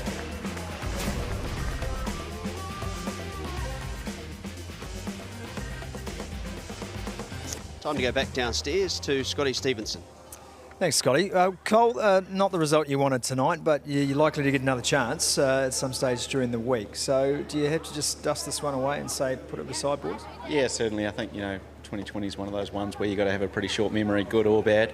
So, we'll reset and be better for it on Thursday. At the innings break, there was some enthusiasm for how you came back into the game. It looked for a while that Ross Taylor was taking that one away from you, but you were quite happy the way your bowlers came back in particular, and there was confidence in the chase. Were there things that just didn't quite go right for you in terms of batting plan tonight? Yeah, I think, 180, we talked about that pre-game, been about that par, and I thought the bowlers come back exceptionally well. So, we were pretty optimistic coming into the chase, but we probably just didn't get things right in that first half of the chase. But in saying that, we'll be better for that on Thursday, do a bit of scouting and work on that. Power plays are just so crucial, aren't they? Managing to get away without too much cost. Yeah, certainly. I think, boys bowled well up top. I thought Kenny and Chad played really well up top, but just struggled to maybe hit a couple of gaps. But I think, some really positive signs. We've been playing some really strong cricket. So, as I say, hopefully magicians go well, and we get a home semi on Thursday. Perfect, mate. Well, it's always good to watch you guys play, so we wish you all the best for the playoffs, mate. Thanks, Cole. Cheers, buddy. Really appreciate it. Tom, congratulations on the victory. That would feel very good, I imagine, heading into the playoffs and securing yourselves that second spot, which is really what this was all about tonight. But talk to us about how you saw the game and how it unfolded. Yeah, absolutely. Obviously, the last 2 games, we didn't want to limp into the semi-finals. You want to take a bit of momentum. So we found this game pretty crucial in terms of that. We just wanted to do all the basics right. And I think we got off to a pretty slow start. We did want to bat. But 2020 is a pretty fickle game, and when a guy like Ross comes off, similar to what Finn Allen did last week to us. So when a guy comes off like that, I think he changed the game within 3 overs, to be honest. We were probably going at 6s and then at 9s, So those 3 overs were crucial, and that just sort of got us up again. So yeah, pretty clinical performance, and like I say, something that we wanted to do heading into Thursday. We speak a lot about plans these days in this format of the game, and one of the plans you had today was to involve 2 spinners, and both spinners played beautifully through those middle overs. Were you particularly impressed with how they bowled? Yeah, absolutely. I think the whole unit, the whole bowling unit, bowled to their plans and what they were trying to achieve. We weren't trying to take wickets, we were trying to bowl, to get that run rate up further and further. And I think we bowled really well to the conditions. I didn't think the pitch was probably particularly easy to start on, and guys did make it tough for them to get going. And, the two spinners in tandem were exceptional, but again, so was Dougie and Tix and Joey up top. That power play was crucial. We don't know where the elimination final is going to be at this stage. We won't know until Sunday, but wherever it is, does this team feel ready for you to take on elimination cricket? Yeah, absolutely. Obviously, like I say, it was nice to get a win today to then go into the semi-finals. You don't want to limp in with 3 losses on the bounce. So, yeah, it was good. The boys have been pretty high on confidence, and it's just about going out there and expressing themselves, doing all the basics right. And, I think we'll see it right on Thursday, wherever we are. Well, I'm sure you've given your home crowd a thrill tonight, Tom Bruce. Good luck for the elimination finals. We'll see you there, buddy. Well done. Thank you. Thanks. Just to confirm the victory, the Central Stags qualifying for the playoffs with this victory over the Canterbury Kings, 183 for 6, proving far too many. And in the end, it was a comfortable and clinical, as Tom Bruce described it, 30-run victory for the Central Stags. Those 4 points for the Stags takes them up to second on the list. They have played their full complement, as have the Canterbury Kings, their 10 matches, and a net run rate separates those two sides.